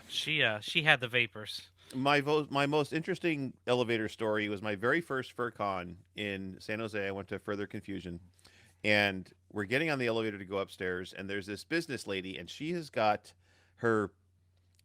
in her mid-50s, and she has this young male personal assistant with her, and she turns to him and says, "What's going on?" As I'm on the elevator with Taebyn in fursuit and several other people in fursuit, several other furs in fursuit. And he says, "Well, I talked to the clerk, and apparently these people all dress up like animals and have sex with one another." Oh, nice. I mean, that's part of it. And I turned to her and I said, "Aren't you glad you picked this weekend to come to the event?" There was one time in Dallas, my family had come with me because they wanted to do something in Dallas. I was going. I just get a phone call from my father, and he's down in the porte cochere of the hotel at the Adams Mark in Dallas, and all I hear is, "Hey, do any of those weirdos like you are dress up like they're at a wedding?"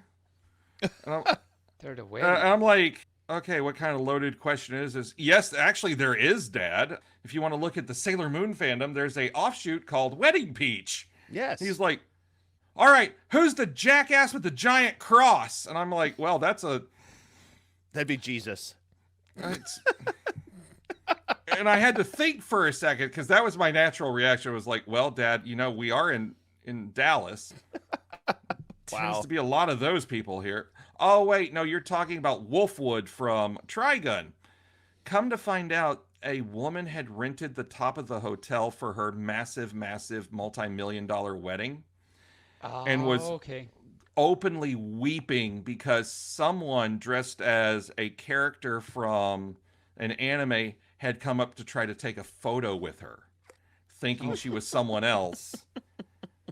And thinking she was someone else. I see. It was a dude with a giant cross full of guns. So Wonderful. Okay. Wonderful. Well, Star, I asked this to all our guests. What's your parting shot, your words of wisdom? And by the way, you are our final guest for season 2, by the way. You're closing out the season for us. Oh, we're And going out on a low note. Cool. No, it's a high note. Come on. So, what is your final words of wisdom for the fandom? Your parting shot, if you will. Hi, Note. How are you doing? You know, always be nice to each other. We never know what someone else is going through. Try to be as kind as humanly possible. We don't know how other people are doing, especially in this day and age. So I always put your humanity first, your care second, your love third. And if you can't do any of that, just, you know, maybe reanalyze where you are. And of course, as always, and Hund will say this because he knows my closing line, keep your stick on the ice. Nice. Okay, nice. Ice, nice. Nice and ice. Well, Star, thanks for coming on the show. Bund, thanks for joining us as well. I know you kind of sat in the background there, but you piped up every once in a while. It's nice of you to come on the show. Are you there? Are you still there? Yeah, I'm here. Okay, all right. Pipe. I hopped up. Both Hopped of up. you, Bund and Star, I want each of you to pipe for us. What? Because Pipe. Burley said that you piped up, so I want to know. So I want you both to do your best pipe. I'm on CPAP, so I don't know. My pipes don't work very well. I hate CPAPs. Ugh. Pipe. Hey, all right. Oh, well, thanks Pipe. guys for coming on the show. Thanks So for we're coming just on the not show. gonna. Okay, We're just gonna end it right Pipe. there. And there it goes. And that's Pipe. the I end have of the that show. effect on things. Thanks for coming on the show. Star. What did I do wrong? You forgot to say something funny that you did at MFF. Oh, There's a lot of funny things you did at MFF. I ended up in the con booklet for MFF. Oh yeah, that's right, because we bought you the joke ad. Bought me an ad in the MFF book that says, what I say, Star, don't make me into a marketable ad. And it's just a cut out picture of my face. That's the kind of like force of nature. That would have been a good example. Okay, Yeah, there you go. I do that kind of stuff though, because it's funny. He's like, it's $15. I'm like, go ahead. Yeah, it's all about the And then joke. I forgot. And then like someone's like, oh, you're on page 37 of it. I'm like, oh yeah. So People are coming up, aren't you the guy from the con book? And he was like, God, I hate you, Star. That's what I do. Okay, You know, it's all funny. right. I think what's really nice is I think all of us has had some kind of in this chat has had some kind of experience with podcasting or audio or I don't know the right word for it. I haven't.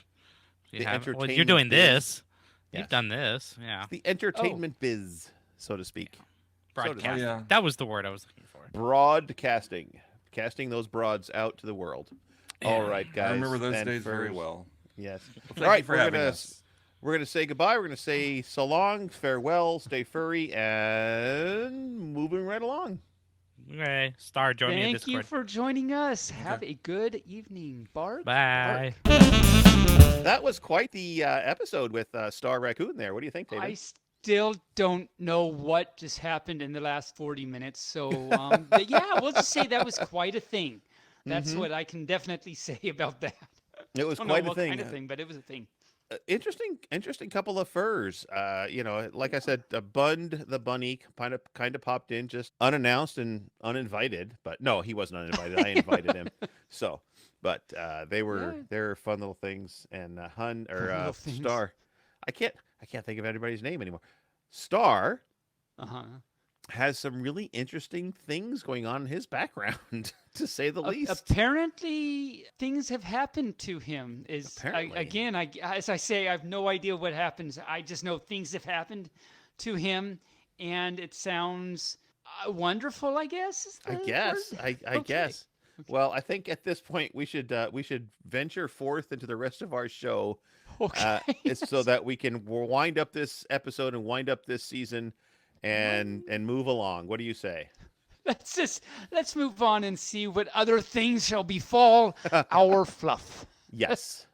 All right. Well, the thing that happens after guests traditionally is a spot we like to call Furries in the News. But before you do your thing, I have to say, unless you have some news, I have no news. I do not have. Or do I? No, I don't have any news.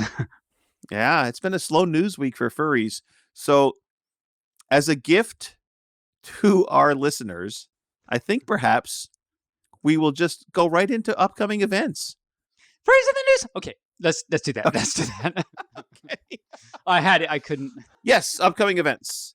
This weekend coming up is Furry Weekend Holland, April 29th through May 2nd, and then May 5th through May 9th is Furry Weekend Atlanta. Where is Furry Weekend Holland? That is in Barlow, Netherlands, at the Kasteel de Bercht. Have you ever tried to pronounce a word in Swahili? No, I have not. Have you? The only I believe this is true, but it's probably not. But for a long time, this is what I was told a long time ago. That is it Swahili? I don't know. I think only you know. I think it's Swahili that mama mama mama means help the horse, a mad dog is coming. But maybe it's not Swahili. It might be something else. Mama mama mama mama. 7 ma's. Mama mama mama mama. Yeah, 7 ma's. Mama mama mama mama. Mana mana do do do do do. Mana mana do do do do.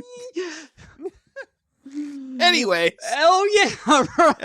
Right. I have no idea what that had to do with something in Holland, but oh, they don't speak Swahili in Holland? Oh, okay. They don't speak Swahili in Holland. No. Okay. And then coming up May 5th through the 9th, wow, is Furry Weekend Atlanta in Atlanta, Georgia. And as I said before, last week, our good friend of the show and super sexy Connor from Canada is going to go to Furry Weekend Atlanta, and he's going to come on the show and explain to us, and not explain to us, but tell us how it went. Explain, he's going to explain it to me. I actually like. He's going to explain to us how it went. I really like that for some reason. We'll have to make sure that we ask him. Would you please explain to us how it went? How did it go? Explain it to us. Explain it to me, man. Explain it to me. Bop. Bop. And then there's FurCon, May 20th through the 23rd. May Thirst. Wow. Thank goodness it's the end of the season. We can start fresh next week with season 3, episode 1. We can only hope. We can only hope. We can only hope. FurCon New Zealand is happening at the Forest Lakes Camping and Conference Centre, as they spell it over there. Centre. Yeah. In Otaki, New Zealand, which sounds like it should be in Japan somewhere. Otaki. It does. But it's okay because wherever they are, they do a lot of otaki-ing. I don't know. That was dumb. That was it's going to be edited out. No. There's going to be a badum-dum right after that. Oh. So, woof. It's also the weekend of the 26th to the 29th is Meffet Minicon. Oh, I can't wait to hear you pronounce this. Well, that's in the DJH Jungenherberg Freusberg in Kirchensieg, Germany. Now, that was probably pretty good. I'm going to say that was great. I took 2 years of German, so I could pronounce that stuff. Ich bin eine Klinke. You're a clinker? Okay. I think Klinke means doorknob. Doorknob. Okay. Ich bin eine Klinke. Ich bin eine Kuh. Nein, Yosemite sauerkraut. Yosemite sauerkraut. Okay. 9 means no. That's all. Uh-huh. Yeah. And what does Yosemite mean? It's a park. And the sauerkraut is a fermented beverage, not beverage, a fermented dish. Cabbage. Made with cabbage. Made with cabbage. So yes, cabbage. No. You're a cabbage. No park cemented cabbage. That's good. No park should on ever the cement cow cabbage. that I am. No. Right. Moving along to other events coming up please. Anthrohio, May 27th through 29th in Crown Plaza, Columbus, North Worthington. That's a long. That's a lot of things. Crown Plaza, Columbus, North. Worthington. Yes. Wow. And that's in Columbus, Ohio, of all places. What's round on 2 ends and high in the middle? Oh, hi. Oh, yes. Wow. Oh, that reminds me. Well, okay, say the next thing, and then after you're done with that, I'm going to say a thing. Okay. Well, and of course, coming up that same weekend, May 27th through 29th, is our own local con up in Portland, the Furlandia, which is being held at the Sheridan Portland Airport Hotel. In Portland, there Oregon. You go. Yep, Furlandia. Portland, So Oregon. all you furs, Furlandia is a great con. That was actually this pup's first cons. There were lots of firsts for the. I think. First, okay. yeah. Well, you're doing that, but for this pup, it's very special. Lots of firsts. Dare I go through all the firsts I had at that con? What firsts did you have at Furlandia? I am so glad you asked. Very unprovoked. That was very spur of the moment for you to ask. So, this was this pup's first con. This was this pup's first con that I did a dance comp at. Okay. This was this pup's first con that not only did I do a dance comp at, but I placed third place, and it was close to second. It was like almost a tie for second place, actually. No, Hyena actually told me because he was a judge there. This was this pup's first con. Oh, that I was guest of honor at Furlandia. Okay.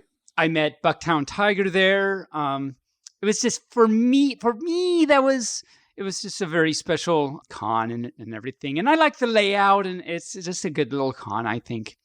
Anyway, no cons to that. Only pros. Only pros. What you didn't do in prose, you didn't rhyme at all, nor did I was wondering if you were going to try and do the joke that I always do when I say that. And you tried. You didn't quite get there, but we'll give it to you. We'll give it to you. Yeah, so I had a thing I was going to say. What was I going to say? I have no idea. Oh. Because I can't read your puppy mind. That's a really good thing, let me tell you. And you know that too, but I don't know why I was thinking of this today. Oh, so that concludes our upcoming events. It does include and conclude our upcoming events. It does lots of things. There's a lot of cluding. Including, occluding, overcluding. Decluding. Cludy with a chance of showers, Yeah, straw cluding. I mean, there's so much cluding. Pete and Repeat were sitting on a bridge. Pete fell off. Yes. Who's left? Pete. Repeat. No. Let's try this again. No. I mean, Okay, let's try. Okay. Set it up Pete again. And Repeat. Okay. Yes. Pete and Repeat are sitting on a bridge. Pete falls off. Who's left? Repeat. Well, Pete and Repeat are sitting on a bridge. Pete falls off. Who's left? Repeat. Pete and Repeat are sitting on a bridge. Pete falls off. Who's left? I'm not saying it again. Okay, I was wondering how long you would let that go on. Okay. I don't know why I had that thought. It's a rule this of threes with comedy. Comedy is a rule of threes. Yeah. Like, and if you don't stop at 3, you just cut it off. You just that's the last straw. Because that's the last straw. Yes, the straw that broke the camel's back. The camel that straws front. Abso-furry-lutely. All right. So, oh my cow. We have, I think it's a story week. Do you have a story for us? I do. Oh, well, then story me a story, Mr. Storyman. And since I have a story, it's a backwards city in Oregon. Astoria. Backwards city. Instead of Astoria, it's Story. It's a story about someone's butt? What? No. No. It's an ass story. You said it was an ass story. That would be a story about someone's butt. I feel like such a donkey now. We already have the adult reference on this one because of our interview with Star. So, we can go forward. Oh. Yeah. We had to put the NC-17 rating on this episode. Oh my cow. Was I involved in that? I hope I wasn't involved in that because that sounds like bad. Yeah. Was that it was bad, or I was involved? You were involved, and it was bad. So good. There we go. There is so much cluding. There's a lot of cluding. A lot of cluding. Cluding. What's your story? Cluding. Oh no, that's a real thing. You meant my story. It's a story about butts. It's an ass story. No, No, just keep going. It's a story about a donkey. It's an ass story. Hi. So, welcome to the show.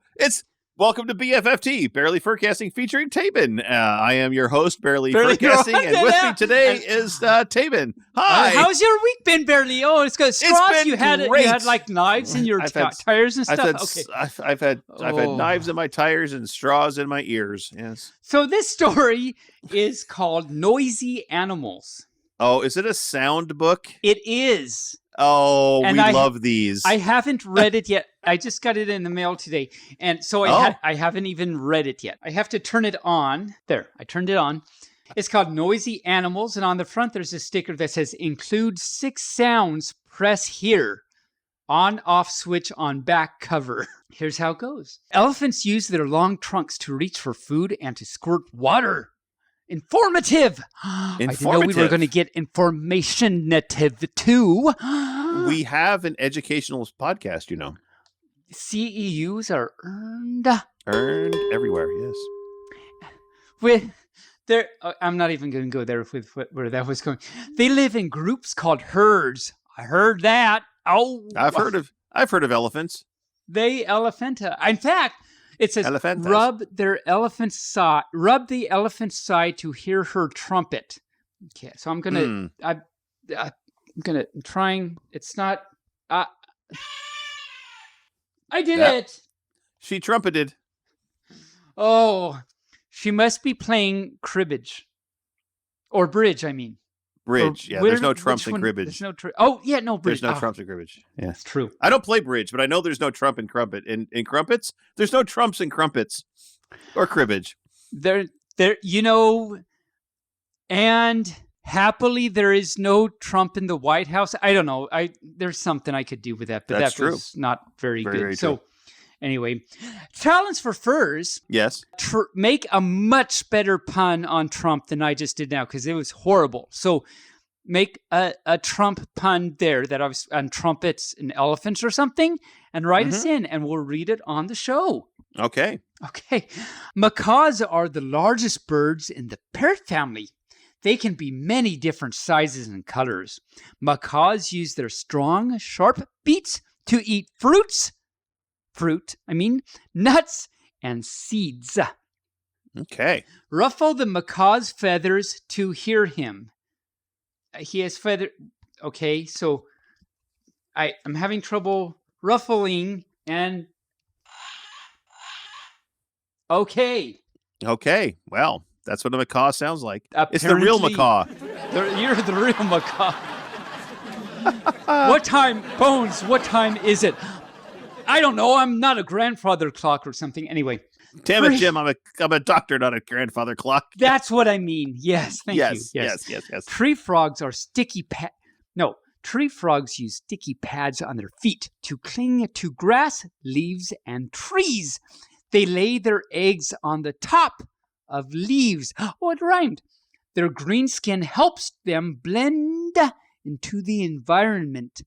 Touch the tree frog's back to hear her. And then the frog says ribbit, but let's see if that's what actually. Let's see if it actually says. I can't help. Froggy's not cooperating. Yeah, there you go. Oh ribbit. The you tigers. Rub the frog, it ribbits. You rub it ribbits. And if you have a really good steak, that means you've got to rub a nice paprika rub on it. Okay. Ribbit. It's a long journey for What's the next page say? Okay, the next page. The tiger's stripes help it to hide in long grass. Tigers are excellent swimmers. Oh, there's a little tiggy right there. A group of tigers is called an ambush or a streak. Really? I did not know that. Also an ambush or a streak. Okay. There you go. Pet the tiger's fur to hear him roar. Okay. So roar. Oh, there's a little fluffy chest on the tiger. I'll do fluffy that. Chest. I can't. I'm petting to you. Oh, let me do that again. I'm going to do it again. Okay. I think. I'm trying to. There. It doesn't like you petting it. It doesn't like me petting you. Don't pet me there. You're not my priest. It's the last page, and they're all here. We're having a They're party all of them here. together. Wow, They're how all about together. that? Trumpet, roar, chitter, chatter. Wait, there's a monkey there. We didn't have a monkey. Did we have? Did I you miss skip a monkey? page? Oh no. There's Birdie. There's Tiggy. There's.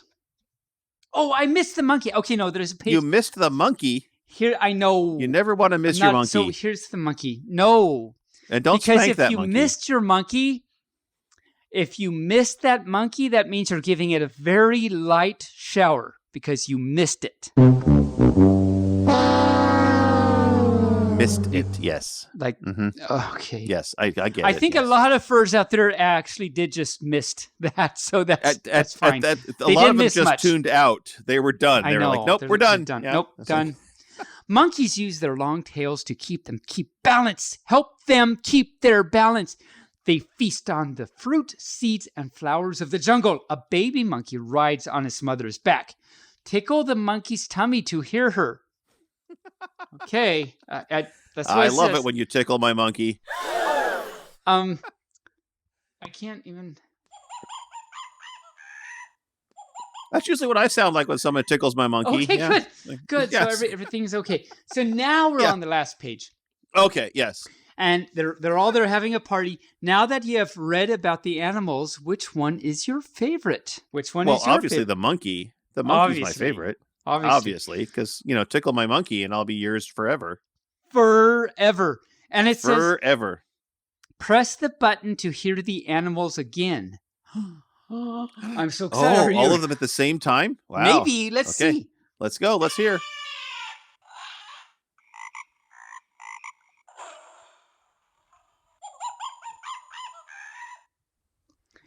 And there you have it. I wonder what happens if I push two of them at the same time. Let me try. Okay. This is actually very difficult. Okay. No. Nope. They only take one. No, but there's a little Do you There's hear a the little yeah. Yeah. And then if I do the tiger and the monkey It's still together. It's still not near as funny as the Halloween one. No, the Halloween is pretty great. So you first go back and listen to the Halloween. No. No. No. It does work. Sorry, noisy animals. You don't hold up to the Halloween. Halloween book. Yes. Oh my. My cow. My cow. Which was not in the book, by the way. Which was not in the book. What's that about? All right. Well, you know what? It's time for jokes. And normally I would have searched out jokes that are really bad. Yes. I have not had time to do that this week. So I'm going to take a page, well, not a page from your book, but a page from your way you do your book and just read them cold without reading them beforehand. Oh. Yeah. Do you have your joke book with you? I do. So in case you first haven't heard and don't know what he just was talking about, so I have this joke called Funny Jokes and Foxy Riddles from 1968. It was 75 cents back then, and now it's like worth negative $75 because it's horrible. And I just read every time I just read the next page, and I haven't read the page before Pa, so we're all hearing it at the same time, which means I could go lots of different directions. And so Bear Lee, who normally actually on purpose searches bad jokes out, and there's so many directions we can go with that, but he is going to do what I do with my book, with his book. Do you have a book, or did you just find a page on the I have a internet? book. It's the book is called Dad Jokes, the Cheesy Edition. Oh, nice. Well, yes, there you go. Well, okay, you start. Give me your first Foxy riddle. Well, although none of those jokes have ever been a riddle. No, I know. They lie. There's never been a riddle in there. They're like a potato chip. They've been laying down on the job. No, that didn't even work. So let me just start with what the book says. They're like a big kitten or big kitty with a mane. They're lying on the job. If that's your main joke, then I don't know about not my main joke. Oh, good. No. I'm done. All right, go for it. we had lots of information that we got from the Noisy Animal book, and Yes, we here's some did. more Yes. information about things. So there's these things called humans. They're crazy, horrible things, but they're mythical, actually mythical creatures. The human brain is a wonderful thing, apparently. It starts working the moment you get up in the morning and never stops until you're called on in class. Yeah. Yeah. And you know what? Remember what Star referred to humans as? He referred to them as meat puppets. Oh, is that what that reference was? Yes. I didn't get when he that. said meat Okay. puppets. That was, yeah. I didn't get that. Okay. Right. Hey, you know what Icarus's favorite food was? Eggplant. No, hot wings. No. Sorry. And if any fur knows, Uh-huh. that's a reference right there. And I'm guessing Burley doesn't know that reference about eggplant and Icarus. Not eggplant, no. So any fur, if you get that reference, write us in. And this is a real thing. It's not just me like doing a tape. It's a real thing. Doing a bit thing? Okay, No, thanks. Yeah. it's a real thing. So if any of you furs get that reference, write us in, and you get extra hugs at the next con. Extra hugs. Extra. Because you know how... There's going to be a line. There's going to be a line. You're just going to have a hug Taebyn line. A hug Taebyn line. Yeah, okay, I'll just stand here. Okay, next. It's like the old kissing booths at the state fair. Remember those? I don't. Oh well. I don't remember either, but you watch old television shows and old comedies, and they've always got like this really pretty girl inside a kissing booth. It was like kisses $1. That would not fly in today's COVID world. But you know what does fly? What? The reason an elephant cannot ride a bicycle. And do you want to know really why that is? Why can't an elephant ride a bicycle? Because, well, he has no little finger to ring the bell.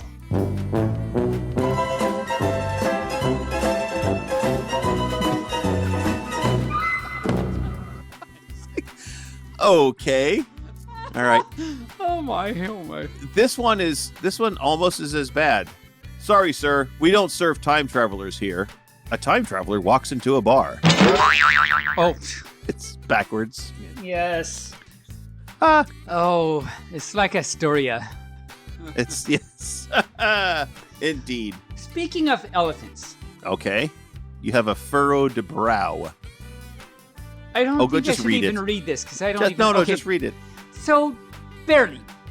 Yes. Very important scientific fact. Do you Okay. know?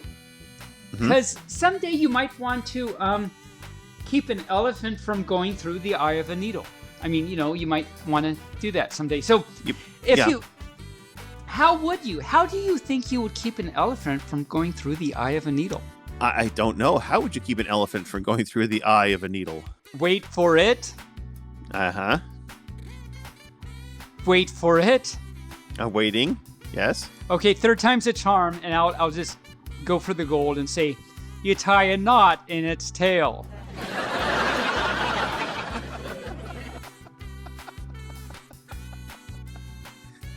All right. Okay. All right. We did that. We did that one. So you've traveled before, right? You've flown on airplanes. Yeah. So don't you just hate it when you're picking up your bags at the airport and everybody's luggage is better than yours? I hate that. I know. That's the worst case scenario.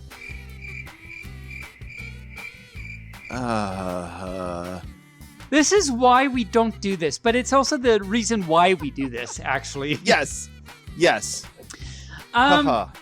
So I have to know, I mean, if you think about my last two jokes, I have to ask, who actually started all these elephant jokes? That's exactly what the elephants want to know. Okay. So give me some important facts, some important scientific facts now, Barely. This pup wants to know. As important scientific facts. Well, I don't have one, but yesterday I was washing my car. I don't know why I'm saying this. Yesterday I was washing the car with my son, and he looked at me and he says, "Dad, why can't you just use a sponge?"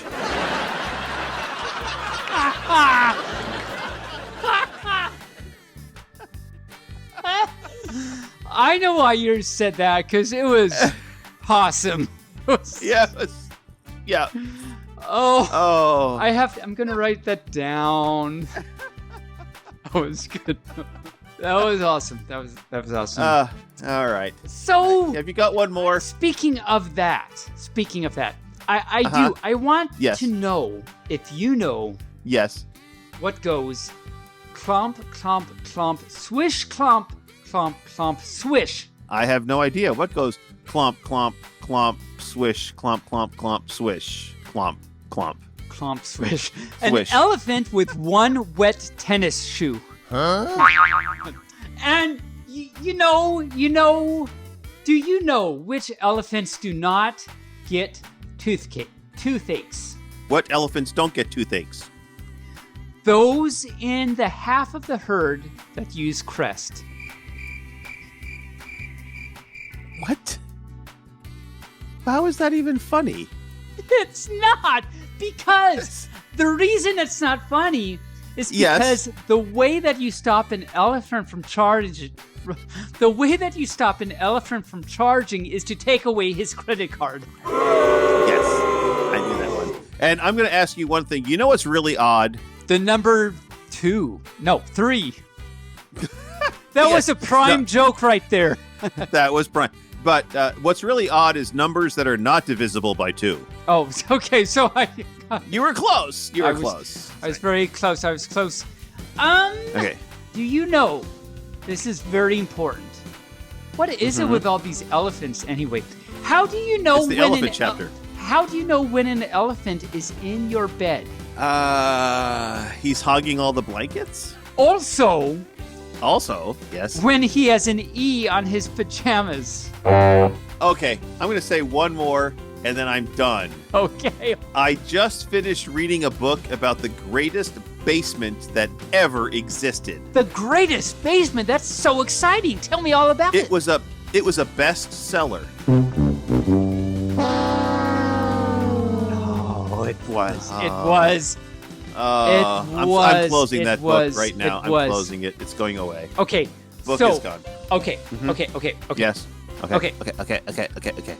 What's the difference between an elephant and peanut butter? Well, an elephant doesn't stick to the roof of your mouth. One has 2 tails, 6 feet, and 4 trunks. And an elephant with spare parts. I'm done. I'm out. Wow. Leave your tips at the door. All right. Well, Sir Taebyn, next week we launch the beginning of our 3rd season, which is the 2nd anniversary of our podcast journey. So 2 years we've been doing this. We launched season 3. Mitch means a lot of really things. Well. He really does. He means well. He fails, but he means well. He means well. His heart's in the right place, which is really good is. because that keeps him alive. If it was in the wrong place, if it were in his left toe, it that's wouldn't not keep going to him help. alive. No. So 2 years we do this little show. Thanks to all our listeners to the podcast. And our guests that have come on. And the guests that have come on. The guests that we're going to continue to have on the show. Mm-hmm. I've already talked to Cassidy Sibbett. She is planning on coming on just like every 3rd episode of every season. She's going to be on the show again. So tune into season 3 with Cassidy Sibbett. So nice. There you go there. And next week we might have a new format, maybe a few new bits, who knows? Or it may be the same old stuff. Either way, you'll have to tune in and find out. You'll have to find out. That's right. There's no way to know for sure. I do know that we're going to have a section called Your Hometown, where which means that if you have a beach in your hometown, we will know for sure. Okay. Down the shore. That's what they say in New Jersey. You don't go to the beach, you go to the shore. Go to the seaside, to the shore. Yeah. You mean the New Oregon Bay or whatever it was I said. Yes. Right. Yeah. It's like, hey, I'm going to go down the shore. I'm going to go down the shore and visit. So, that's what happens in New Jersey. Yeah. And send us things that are odd or quirky about your hometown. Put it in the BFFT chat. And we will if there talk about is something in your hometown that is not divisible by 2, make sure to let us know. That's right. Or quirky. If it's got a quark going through it, let us know. If it does, then you are a Ferengi in a bar. You are a Ferengi in a bar. Now, I have to say, just because we're on that subject, the new Discovery episodes, Ferengis are, I don't know, species cast, I guess, because there's a bar in the new Discovery, and it's being run by a Ferengi. So well, of course. I think they're species casting them. Yes. So anyway, well, thanks for staying with us for these last 2 years. We love you so very much. Be sure to help support the show through donations at Ko-Fi or Patreon, or by visiting our merch page at bonfire.com. Remember to enter code BFFT at checkout on Broad.co. Again, there's no M, for 25% off your entire purchase of super electrolyte pills.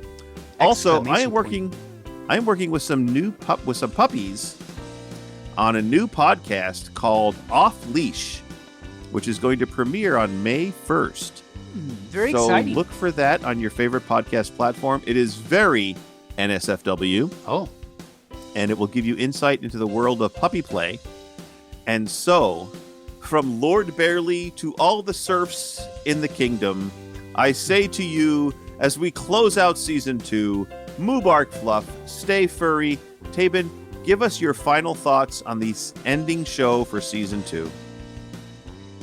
I have to say I'm tearing up a little bit. This has been an amazing journey. Thank you, Barely, so much for all we've done the past 2 years. It's been amazing. I'm excited to continue on with Season 3. Thank you again, as Barely said, to all of our guests. All you furs that listen, it means so much that we do whatever it is, be it inspire, makes you laugh, be educational, makes you cringe, whatever it is. Thank you so much. Definitely. It's been an amazing, amazing time. I'm actually tearing up here. He's actually tearing up. This is not a bit. He's actually crying. Oh, poor puppy. It's been amazing, and it's amazing that we're still gonna do this and keep going on. So thank you so much, so very much, truly, to all you first. Oh wow, this is are my eyes is red. They are. They are actually. So thank you so much. That's adorable. You're adorable. He's crying. Oh my cow. Anyway, I'm just going to end now and say thank you so much, all you furs. It means so much to us. Please, we can't wait to continue on our amazing journey together into future pup-episodes. So we'll see you. We will bark at you next week on Season 3, Episode 1. Until then, Moobarkfluff, bark, bark. Barely Furcasting is an Injured Nerve studio production and is found on all major podcast platforms or can be heard directly at barelyfurcasting.com. The opinions expressed here are those of the hosts and their guests, and no commercial compensation was granted. The Furcast is produced, recorded and directed by me, Barely Normal, aka Mike Began, and is edited by myself and our associate editor Rain Raccoon. This week's interview was edited by Rain Raccoon. Opening and closing theme music, as well as some interstitial music, was created for Injured Nerves Productions for the use on the podcast by our music associate Reg Day with Damian Tanuki. If you would like to hear more music by Reg Day, you can search for Tweezerbeak on Bandcamp or Hoop Loop Tunes on SoundCloud. Other interstitial and background music by Shane Ivers through silvermansound.com, Gator Tots on soundcloud.com, and the YouTube free use library. If you would like to send us a message, you can do so via email at barelyfurcasting@gmail.com or on our Telegram chat at BFFTchat, on Twitter, on our Facebook page, or on the barelyfurcasting.com webpage. You can help support the show through donations at ko-fi.com/barelyfurcasting or through Patreon at patreon.com/barelyfurcasting. Thanks for listening. We hope you come back and listen next week.